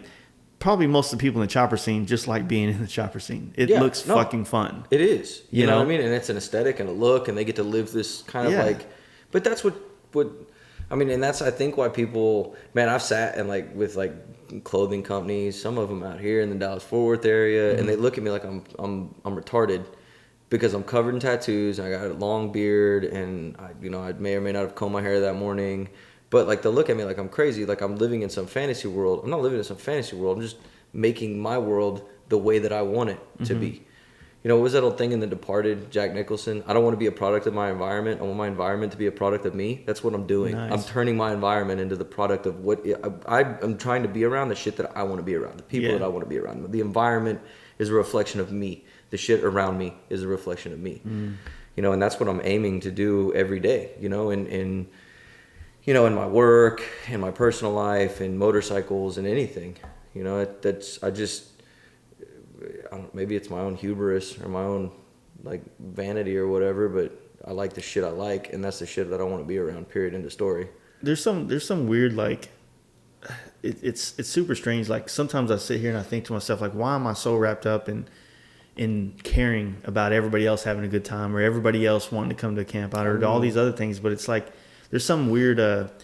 Even like this podcast, why stress myself over making sure I can do a podcast for people to listen to? You know, it's like, it's because you got sponsors now, homie. I guess so. Yeah. But no, it's like you really do find like this calling, I guess you would say. You know, a feeling like you get this. I don't know the right word, and I'm the worst at this, but it just feels right to be doing shit. You know what I'm saying? So is that Jace making the environment around him a product of the shit that he wants? It's you manifesting the shit that you want to be around 24/7. You know, I listened to the 2-part episode you did about yourself, and like the conversations that you were having with Britta long before y'all ever hooked up. Like you were developing a piece of something that you wanted in your environment, and you made it and manifested it into happening. That's why she's sitting over there right now rolling her eyes at us, because you made that happen. And that's just it, you know. And you should be proud of that. You should be proud of that in your social scene. You should be proud of that in your personal life. You should be proud of that in the work you do. You should be proud of that in your bikes. You know, it's a reflection. It's a direct fucking reflection of you. I never thought about it like that. It's pretty cool. I mean, yeah. I listen to a lot of self-help shit. I read a lot of Easy Rider. It helps. Yeah. Easy Rider. Nah. I mean, I did go to school for some of this shit for a while. But nah, man. That's some heavy shit. How come we always end up with like super heavy conversations? Well, like I just want to talk about new motorcycles, maybe jab the motor company a little bit. People don't get nothing out of that. They can get all the memes online. Those bikes are like, talking about those bikes. I mean, like I said, it's stressful, man. Like it's stressful because it's change. You know, it's change. It's things that we're not used to, and anytime you throw change into like something that's been rolling, it disrupts things. It makes it different. It makes it hard. You got to adapt. Eric Buell wanted to change the motor company in a massive way, and they ran his ass out the motor company for it, essentially. And we are all basically worshiping at the ground of Eric Buell's feet, trying to get a hold of Dynas and FXRs and some of the things that he was trying to do. You know, they may not be a direct reflection of him, but they are definitely part of the lineage that he left in the motor company, whether the motor company likes it or not. And so, in that bike that they came out with today, the inverted front end and all of the framing, like you can go back and look at some of the stuff that EBR was doing. Like even when EBR Racing was around, it's pretty obvious where those guys gathered those thoughts and that collection from. You know, and so he was before his time, basically. Yeah, you know, as far as but at the time the motor company. They ran his ass out of the motor company because it was change and nobody liked it and it was BS and it was too expensive and it was you know all these things that we're bitching about today. I was thinking about that on the ride up here. I was dude, because man, there was no way in hell you were getting me to pay that much money for a Buell motorcycle. Remember those things? I don't remember when what they were sitting in the Harley Davidson dealership. What were they costing? They were substantially more than a Suzuki at the time. And I mean, let's be honest. Anything with a Harley, they still are substantially more than a Suzuki at the time, even used. Yeah, and that's just it. Like we bitched and railed and screamed as bikers. You know, the guys that I hang out with, some of the older guys that I hang out with. You know, they called him a traitor and all kinds of other weird shit. And this is the consumer. This is the customer. This is us. Yeah. You know, they called him all kinds of shit. And the motor company finally was like, oh, you know, the one time they bent probably to any kind of consumer demand, they got rid of his ass. And now here we are all going back to it going like, dude, I just wish it was more like that. You know, like, shit, man. Yeah, I guess it'll definitely roll into itself, and it'll all be okay. But like I said, the thing is that really what it is. You know, like I said, last year, wasn't it? Last year they dropped the Softail, so they did that. People didn't know how to fucking act. Dude, the Sport Glide is a great bike. That bike with the Batwing that you're painting, my only complaint is the Batwing, but I'm not going to buy one. 15 years down the road, yeah, probably the next FXR. You know, it's one of those things, man. Like I said, it's you just got to figure it out, man. Like, you got to figure out how to make this shit cool, and you got to figure out how to be that ambassador for your industry. Like, I mean, 20 years ago, you know, there wasn't podcasts, but there was probably, you know, guys in shops trying to figure out how are we going to make money on motorcycles when Harley can't, you know, they don't have enough bikes to sell. You know, how are we going to do this? You know, well, maybe we should just make choppers or just custom make bikes. You know, like there was, and so you adapt. When they were doing that sprang up the entire scene of the Bourget big wheel. You know, yeah, Billy that's the Lang, chopper thing. Jesse James choppers. All that shit came up because there wasn't enough Harleys to go around. So, you know, we'll just take our own frame out and figure it out. And yeah, that's where all that came from. And Harley's costed a shit ton of money, and that's also, you know. And it turned into something crazy. Dude, let's be honest, man. The big wheel bagger thing, part of that came out of the idea that, like, all right, well, you know, it's pretty cheap to get into one of those stupid, ugly shark nose fairing bikes that nobody wants right now. So what can we do to make that cool? Yeah. Bam, pizza cutter bike, you know, like. Well, it's the behind the scenes industry that kind of ran those trends. Like you said, this isn't fact, but I mean, you can kind of look at it and say, okay, well, Harley couldn't sell, or they didn't have enough bikes, so it kind of helped jumpstart the custom bike movement of the late 90s and early 2000s. Absolutely. It probably kept Paco in business. And then as these bikes got more and more expensive and outrageous, insurance companies stopped insuring them, which put people back into wanting to buy a bike with a warranty. And at the same time that was going on, Harley started ramping up production. You know, they were on this whole different roll where they were, you know what I mean? Shit, there's a million Black Dynas floating around. They made that bike forever. Yeah. You know, like that's what was genuinely going on. And like, man, I look at the trends a lot. Like, I go back and read old news articles about Harley a lot. I go back and look at the old things that were going on with the motor company in the terms of what was going on in the aftermarket at the time as well.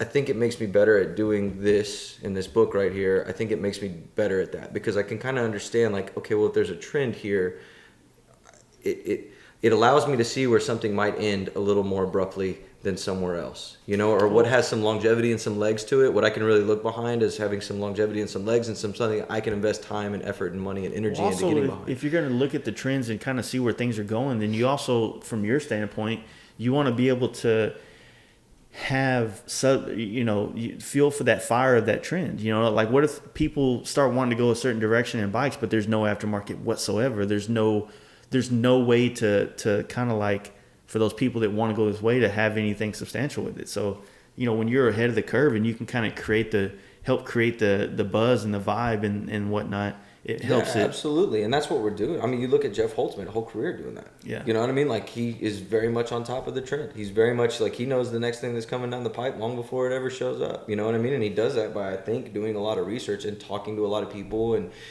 he's immersed himself into the culture. Yeah. He's immersed himself into the what we do, you know? And so that, in its own right, like and that's part of where I got that from was interacting and looking at his career and kind of what he had going on was like looking at what the motor company does and then looking at what the aftermarket is doing at the same time, and not just llooking at it as a today thing, but looking at the trends that they've gone through in the past. Well, if that's the case, then we all just need to sell these fucking Harleys and jump on BMWs, because San Diego Customs built an adventure bike and Harley's going to go in the market. So there's no way. I love Harley to death, but there's no way anything Harley creates is going to compete with that BMW. I don't think that they're putting that M8 and that FXR out there in that FXR frame out there in Arizona for no reason. I agree. You know, and I don't think that the motor company's not watching that.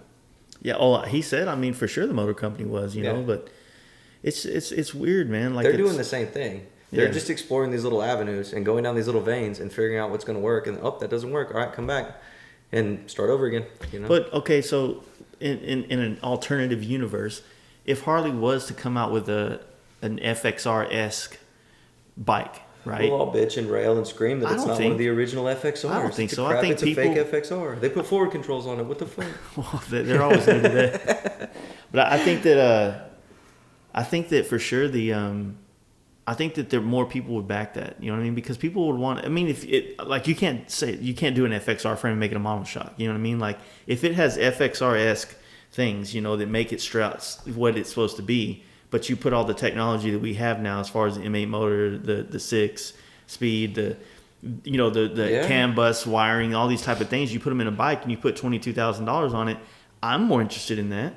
And it'll at least create a buzz with people that know, like, fuck, man, that's kind of what we want. Yeah, but, dude, and all this talk about, like, us being bikers, you know what I mean? Like, the guys that live and breathe this shit, and we wake up to do We're this not the real consumer. We're not the consumer. You're right. You're completely right. Yeah. We're not the consumers. You know what I mean? I sat there and looked at everybody at Sturgis, and, there's a couple club-style bikes in the parking lot. Definitely wasn't us they're targeting. It's not us they're after. Yeah, it's true. And that's what FXR Mike he did. I mean, we did that podcast with him about the new bikes.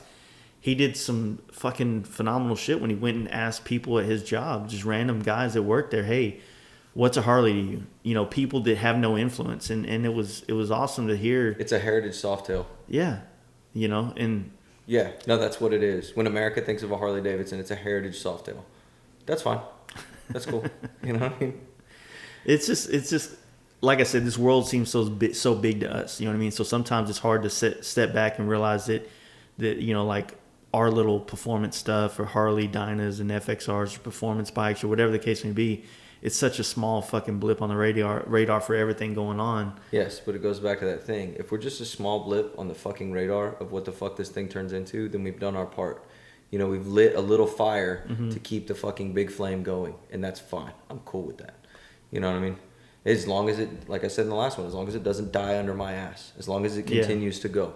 You know what I mean? So that my kids can enjoy it through their generations and so on and so forth. Yeah, I've always said, like when I first started really immersing myself into this culture of choppers and shit and things like that, and I was like, man, like, why do these people, I get the bikes are cool. The vintage shit is cool. That's real popular. You know what I mean? Even amongst people that aren't into Harleys, like antiques have always been a thing. You know? Yeah. So at some point, in 20 years, when you look at Easy Rider from now or Show Class or something, and you're looking at stuff that looks like we all just recreated a lifestyle from 20, 30 years ago, it's like it almost, to me, it's almost like, there's nothing wrong with taking influence or something like that, but you still got to do your own. You still got to do you now, because how to me it's fake. The chopper scene shit, it is. It's Instagram. It's all fake. It's bullshit. Yeah. Man, I told you a long time ago, dude. How many Instagram followers you got right now? I don't know, 40 million. I don't know. No, honestly, how many? What's the Fast Life Garage? I think it's at 25 something. 25K. Yeah. I think I'm something like 5K or something like that. Dude, there's not 5,000 people that give a shit about what I do on a daily basis. There's not 25,000 people yeah. that give a shit about what you do on a daily basis. The old maxim used to, what was it? Your 15 minutes of fame. I genuinely think that it's no longer everybody gets their 15 minutes. It's everybody's famous to 15 people. You know what I mean? And so they're probably 15 of 5,000. Like my sister's on there. She's paying attention to my shit. Like shit like that. There's probably 15 people that give a shit out of 5,000 about what I'm doing. And if one of those goes on to do something cool, great. But generally it's fake. It's crap. But at the same time, and you've got to look at in the chopper scene now, you're right. They're recreating a lifestyle that existed back in the 60s and 70s, and we're not even doing it right. Back then I read something like the average male in 1970 had 60% more testosterone than a male today. That's freaking crazy. You know what I mean? That was very much LA in that time period was a rough ass fucking town. Not so much anymore. Yeah. You know what I mean? Long Beach definitely different back then. The Venice Canal is definitely a different place back then than it is now. Yeah. And that's just it. They're recreating it. But at the same time, you got to give them props, because all of this advancement in paint, the panel paint job from the 60s is not nearly as badass as the panel paint job from today. The bikes that Matt Jackson is putting out today would heads and tails cooler and better and more thought out and more technologically progressive than anything Arlen Ness did back in the 70s.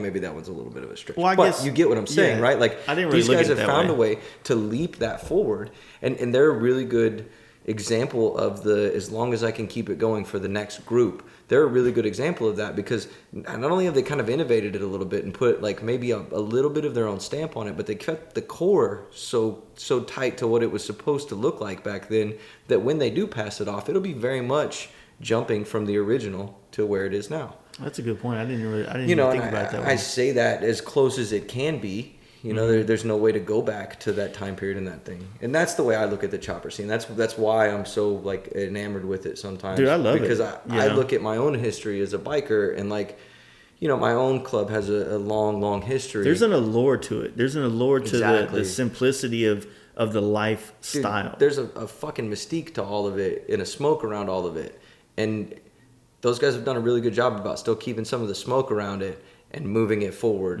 while at the same time being very progressive and very forward thinking in some of the shit that they've been able to do, and being very true to also the roots of what that was and moving it forward. You know, they still got guys like Sugar Bear floating around, like hanging out at shows and just bullshitting around. I think Arlen Ness was born free this year, wasn't he? I think Or so. some of the original bikes were. Yeah, like that's pretty fucking cool.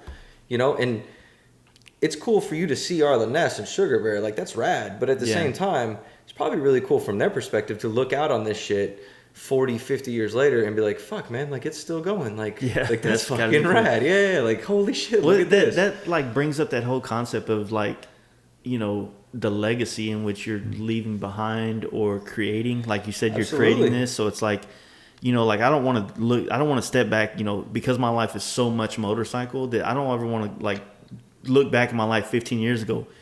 Man, I was lazy. I didn't do shit. I could have did a lot more with my time. I could have did a lot more with my reach. I could have did a lot more with a lot of things.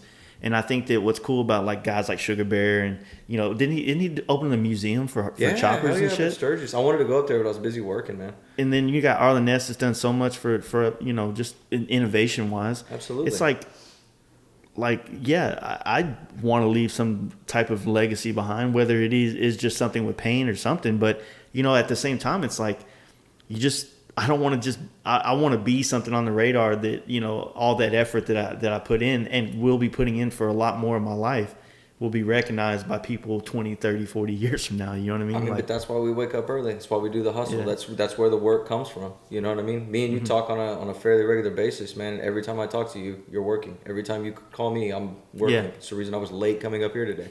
You know, and that's just it. You know, I didn't take this job at HardDrive because the you know, the benefits and the pay and stuff like that. I genuinely believe in the company, and I want there to be a legacy there. I want a part of what they're doing to be my legacy going forward. I didn't take that job with Chopper House, you know what I mean, and do the stuff with Jason because I was interested in you know, blowing up the Dyna FXR scene with motor mounts. I was interested in what he was doing, and I wanted that. I wanted a piece of that to move forward in my legacy and what I'm doing. You know, it's what you've done throughout the course of your life. You know, it's the same reason I worked for Harley. I started working for Harley as a fucking porter.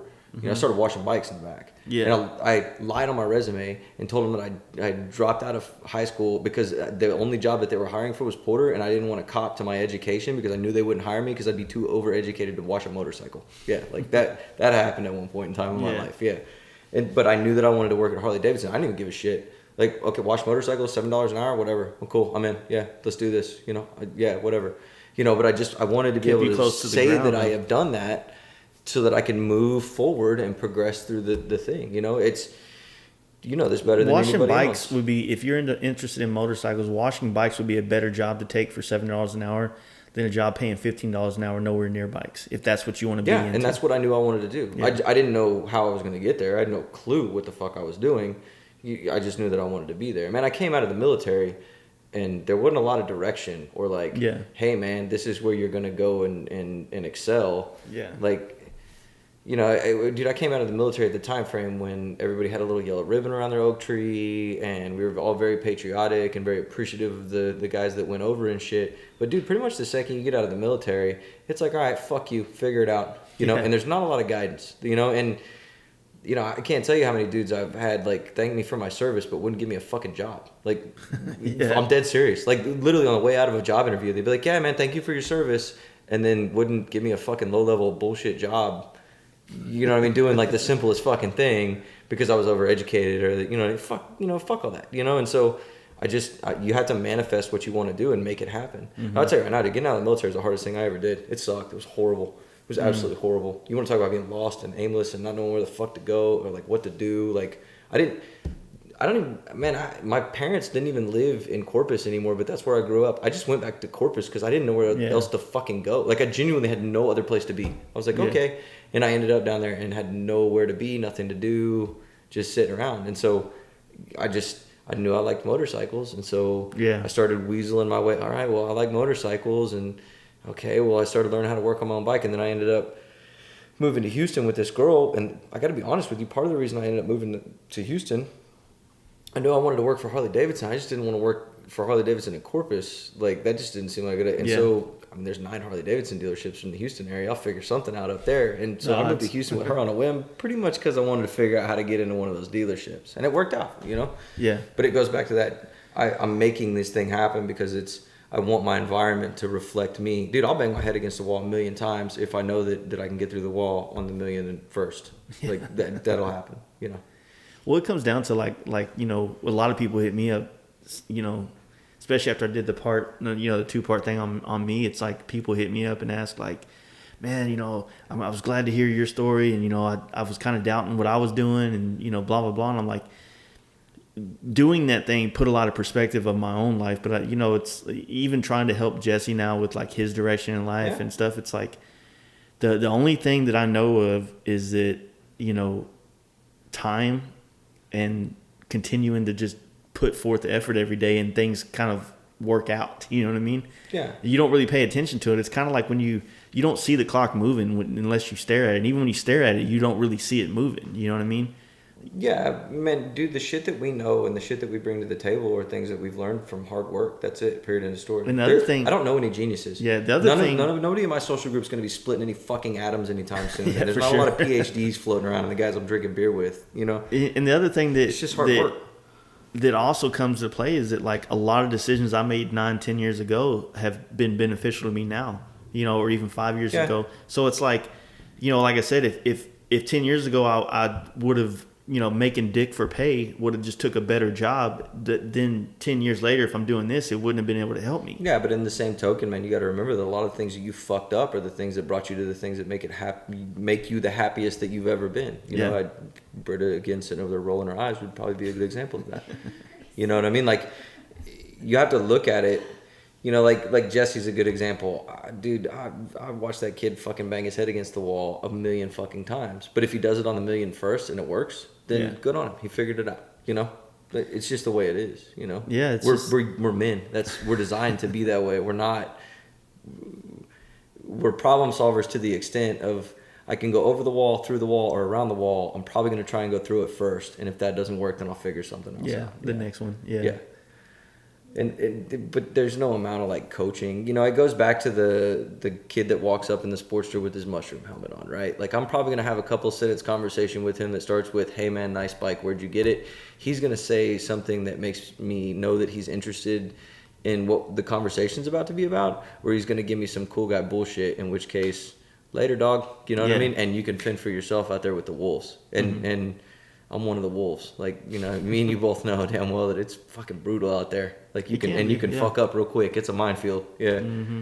And so that's just it. You know, I don't waste my time on the ones that don't want to learn, and I'm not going to waste my time on the ones that don't want to learn because my time's fucking valuable to me.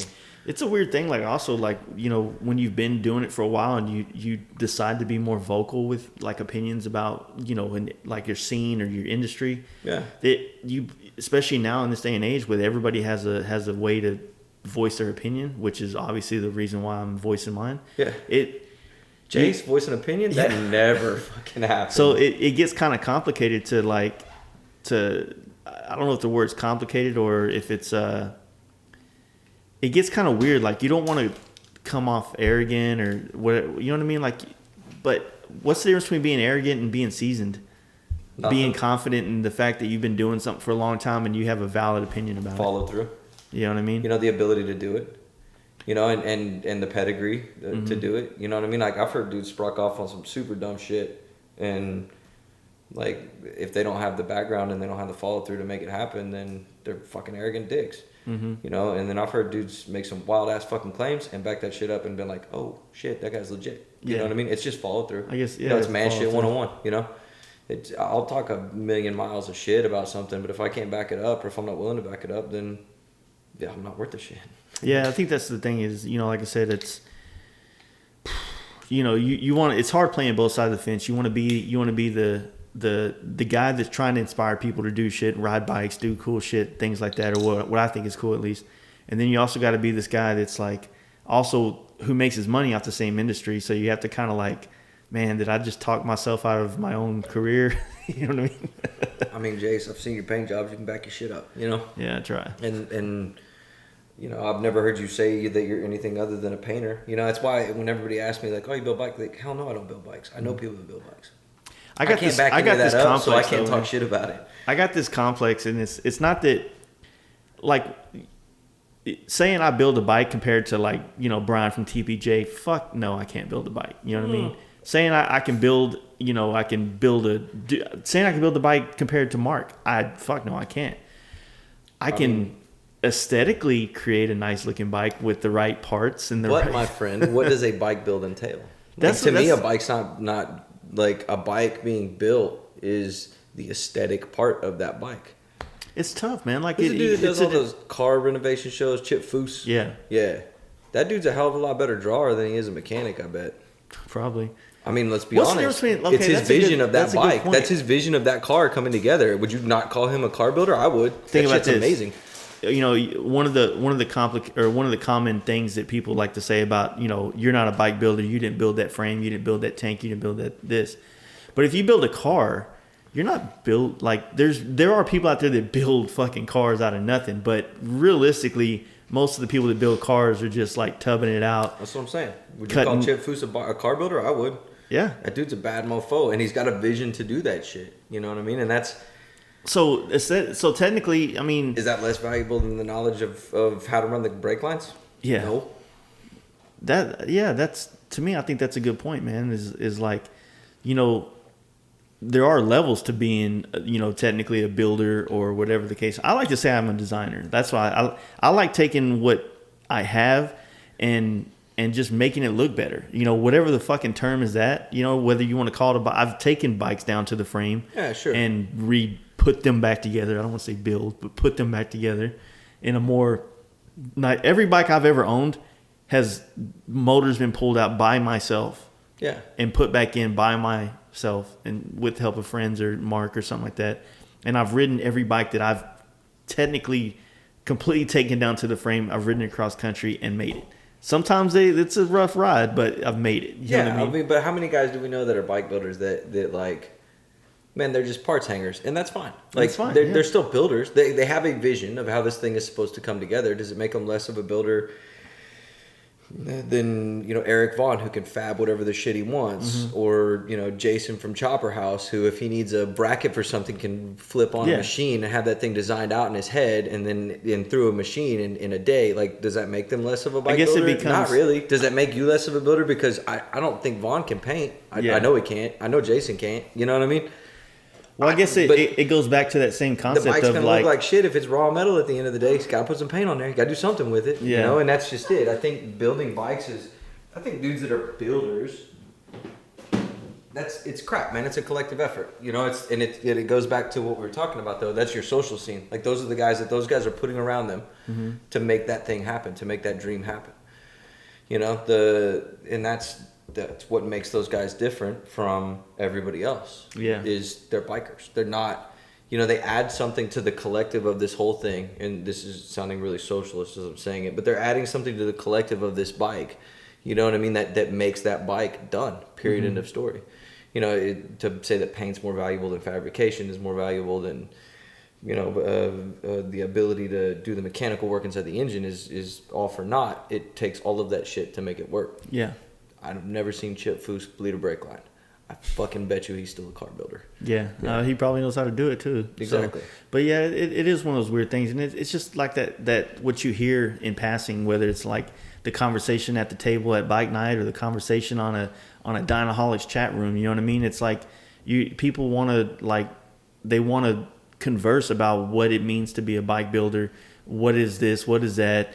I'm more bike builder than you, bro, and this, that. You know what I mean? All shit. I mean, who's like, dude, we're all recycling shit that we stole from some other culture or some other time period or something like that. You know what I mean? Like, there's very few super innovative things that have come down the pipe that hadn't been done in some way, shape, or form before. It may not have been done as well, but somebody probably dabbled in it, and there was an example of it floating around, you know? And so all you can do is just do like the best that you can do and what you really like, dude. And like Mike is a really good example of this. Like Mike don't give a fuck, you know what I mean? Like he just does whatever the fuck he wants. You know, Eric Vaughn's another great example. I don't give a fuck. I just do whatever the fuck I want. If people like it, cool. You know, whatever. You know, and so fuck it, man. If that's what it is, then that's what it is. I come from an era where I did everything. You know, all the bikes I built were basically to please the people that looked at it. You know, and I enjoyed the bikes I built for myself as well.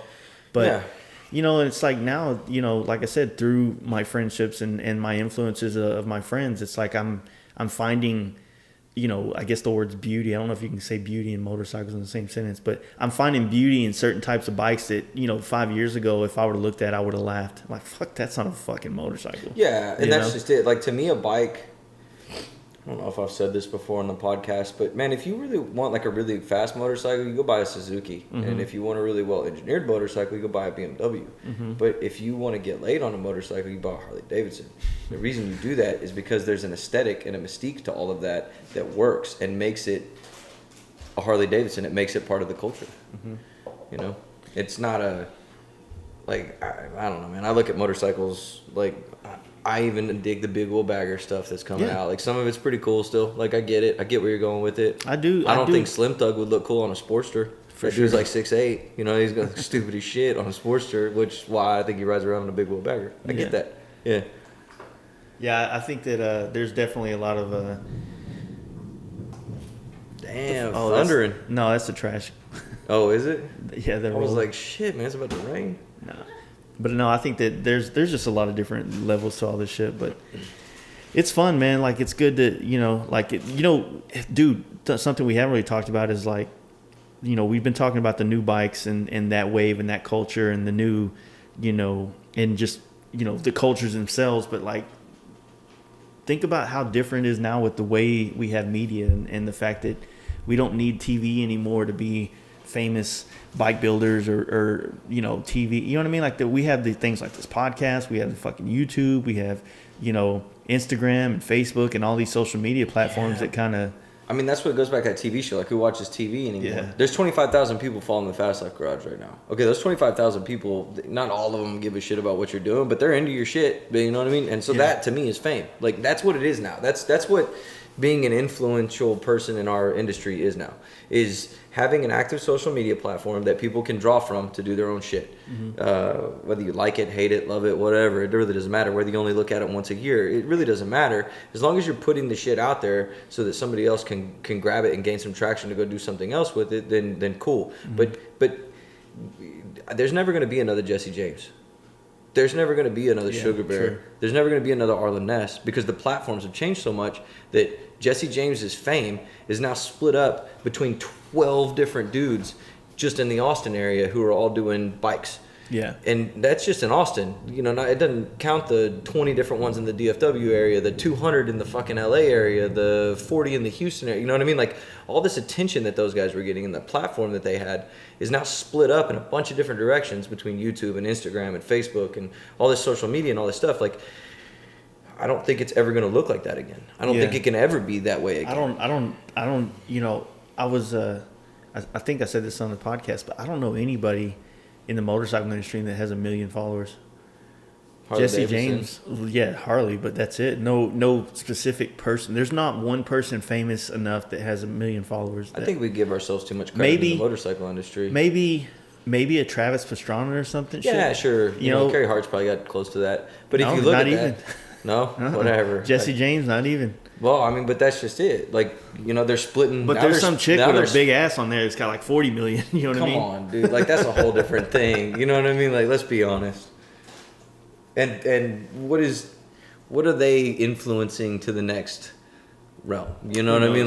Like cleavage pics are not. Well, that's why I said, did whatever. you see that post I put up a week or two ago? It was super late. I was drunk as fuck. No. And it was just a rant talking about like, you know, like I don't want to have to put big titty chicks in my shirts and put them on my Instagram to get social media following and shit like that. It'd be a lot cooler if you did. I mean, most people say that. But, you know, you just, I don't know, man. Like I said, I feel like, you know, there's people that I find like most fascinating people in the world as far as in the motorcycle world. And then, you know, they'll be like 1,500 followers. Like how, and I understand that it might come into play how they promote themselves on social media and whatnot. It's a marketing thing, yeah. But, you know, like you would think, I mean, Jesse James would be fucking up there or Arlen Ness may. I haven't checked Arlen Ness, but I don't even think he's there. I don't know anybody that's. Man, we are a subculture of a subculture of a subculture Yeah. of a subculture. And I'm not. We're large in our own worlds, but on the grand scheme of shit, no one fucking cares. I agree. You know?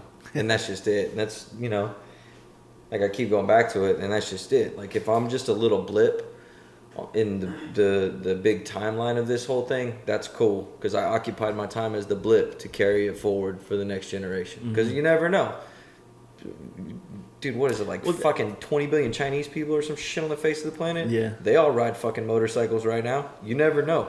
The next cool thing in China might be Harley Davidson shit, and every single one of them think that fucking our culture is the greatest shit ever. And that's one thing that America has been really good at exporting throughout the course of generations is its culture. Yeah. That is our greatest export, culture. And Sure. and our little blip of radar shit is culture. That's all we are. We're a subculture to a subculture to a subculture to a subculture. And if we're good representative of that, maybe we can take one of those subcultures away. You know, Yeah. maybe we could just be the subculture to the subculture to the subculture. Well, it kind of brings you to the point of like, you know, when you look at social media, like okay, this guy's got 40,000, this guy's got 20, this guy's got 5, this guy's got 500,000. It's like, in the grand scheme of like looking at the motorcycle culture in general, I think if you have 10,000 followers or even 5, like you're doing pretty good because our culture is not that big. But Yeah. Like I said, and some people will compare it to like the car culture's huge. Yeah, and that's just it. We are nothing compared to, like, you've been to SEMA. Yeah. And you're like- going to go to AIM. You're going to notice there's a big difference between SEMA and AIM. So it goes to show, like, man, some random dude that does YouTube videos about his fucking Dodge Neon could have like 500,000, subscribers or followers, and then you got a guy like Adam Sandoval that's doing badass shit on bikes. That, not saying only, but he's at 70 or 60,000, subscribers. But that's just it. Dodge sold a whole lot more Neons. They put a whole lot more behind the marketing campaigns for those. They were a whole lot more affordable. They were, it's endless, the reasons and excuses and things that it's like that for, but that's just it. We're an afterthought to a much bigger culture of motorcycles. Scott said something in the podcast with him. He was like, Harley's big business. They have a lot going on. It kind of surprised me that he said it like that, because in what I've seen in working for the company that I work for now is that Harley Davidson is super small compared to the Honda, Suzuki. Oh, for real? Oh, hell yeah. Big time. Supercross. Well, I mean, think about it. Still killing it on TV. Yeah. You can't get 50 people to a flat track race right now. You know what I mean? Like, you can, I say that. You know what I mean? But like, flat track's just now finding its feet, and it's just now starting to get its due for what it is. Supercross will fill up a stadium, no problem. Y'all rode all the way down to Houston just to go see it last year. That shit was free for me, so that's whatever. I don't give a shit but y'all about still dirt went down bikes. there to go do it, Yeah. and that's what I'm saying. Travis Pastrana's group of people watching him and what they've got going on, dirt and all that other stuff. Way bigger market, massive compared to what Harley Davidson's got going on. Huge. It is true. I mean, like a lot of the dirt bikes. I mean, fuck, MTV exploited the dirt bike, culture times 10 in the early 2000s. Absolutely. And so every fucking kid you knew, like we talked about this before, they're fucking walking around with Fox hats on and no fear or whatever the fuck used to be cool. I don't know. Yeah, that's happening right now. Yeah. And it's still that way, And man. I mean, a lot of those guys evolved in the Dynas, and that's kind of, I think, obviously that's where it kind of happened. That's what's been interesting to watch from like my perspective, man. The company that I work for is HardDrive, and they're the American V-twin division of Western Power Sports. Western Power Sports is a family-owned company out of Boise, Idaho. It's been around for, I think, 58 years now. I'm probably going to get yelled at because I didn't know that, but I believe it's been 58 years now. They started out doing snowmobiles. Man, I just got back from Minneapolis to the snowmobile show. You'd be amazed how big that is. Like, it's freaking crazy. Like, yeah. But so they made their bones selling metric parts and snowmobile and off-road and stuff like this. So Western Power Sports, Fly Racing, a lot of these bigger names in the off-road industry, like they're all very closely, I mean, it's all one thing. And so like I get to see kind of the way that those companies operate and the way that the metric world works as well as my own.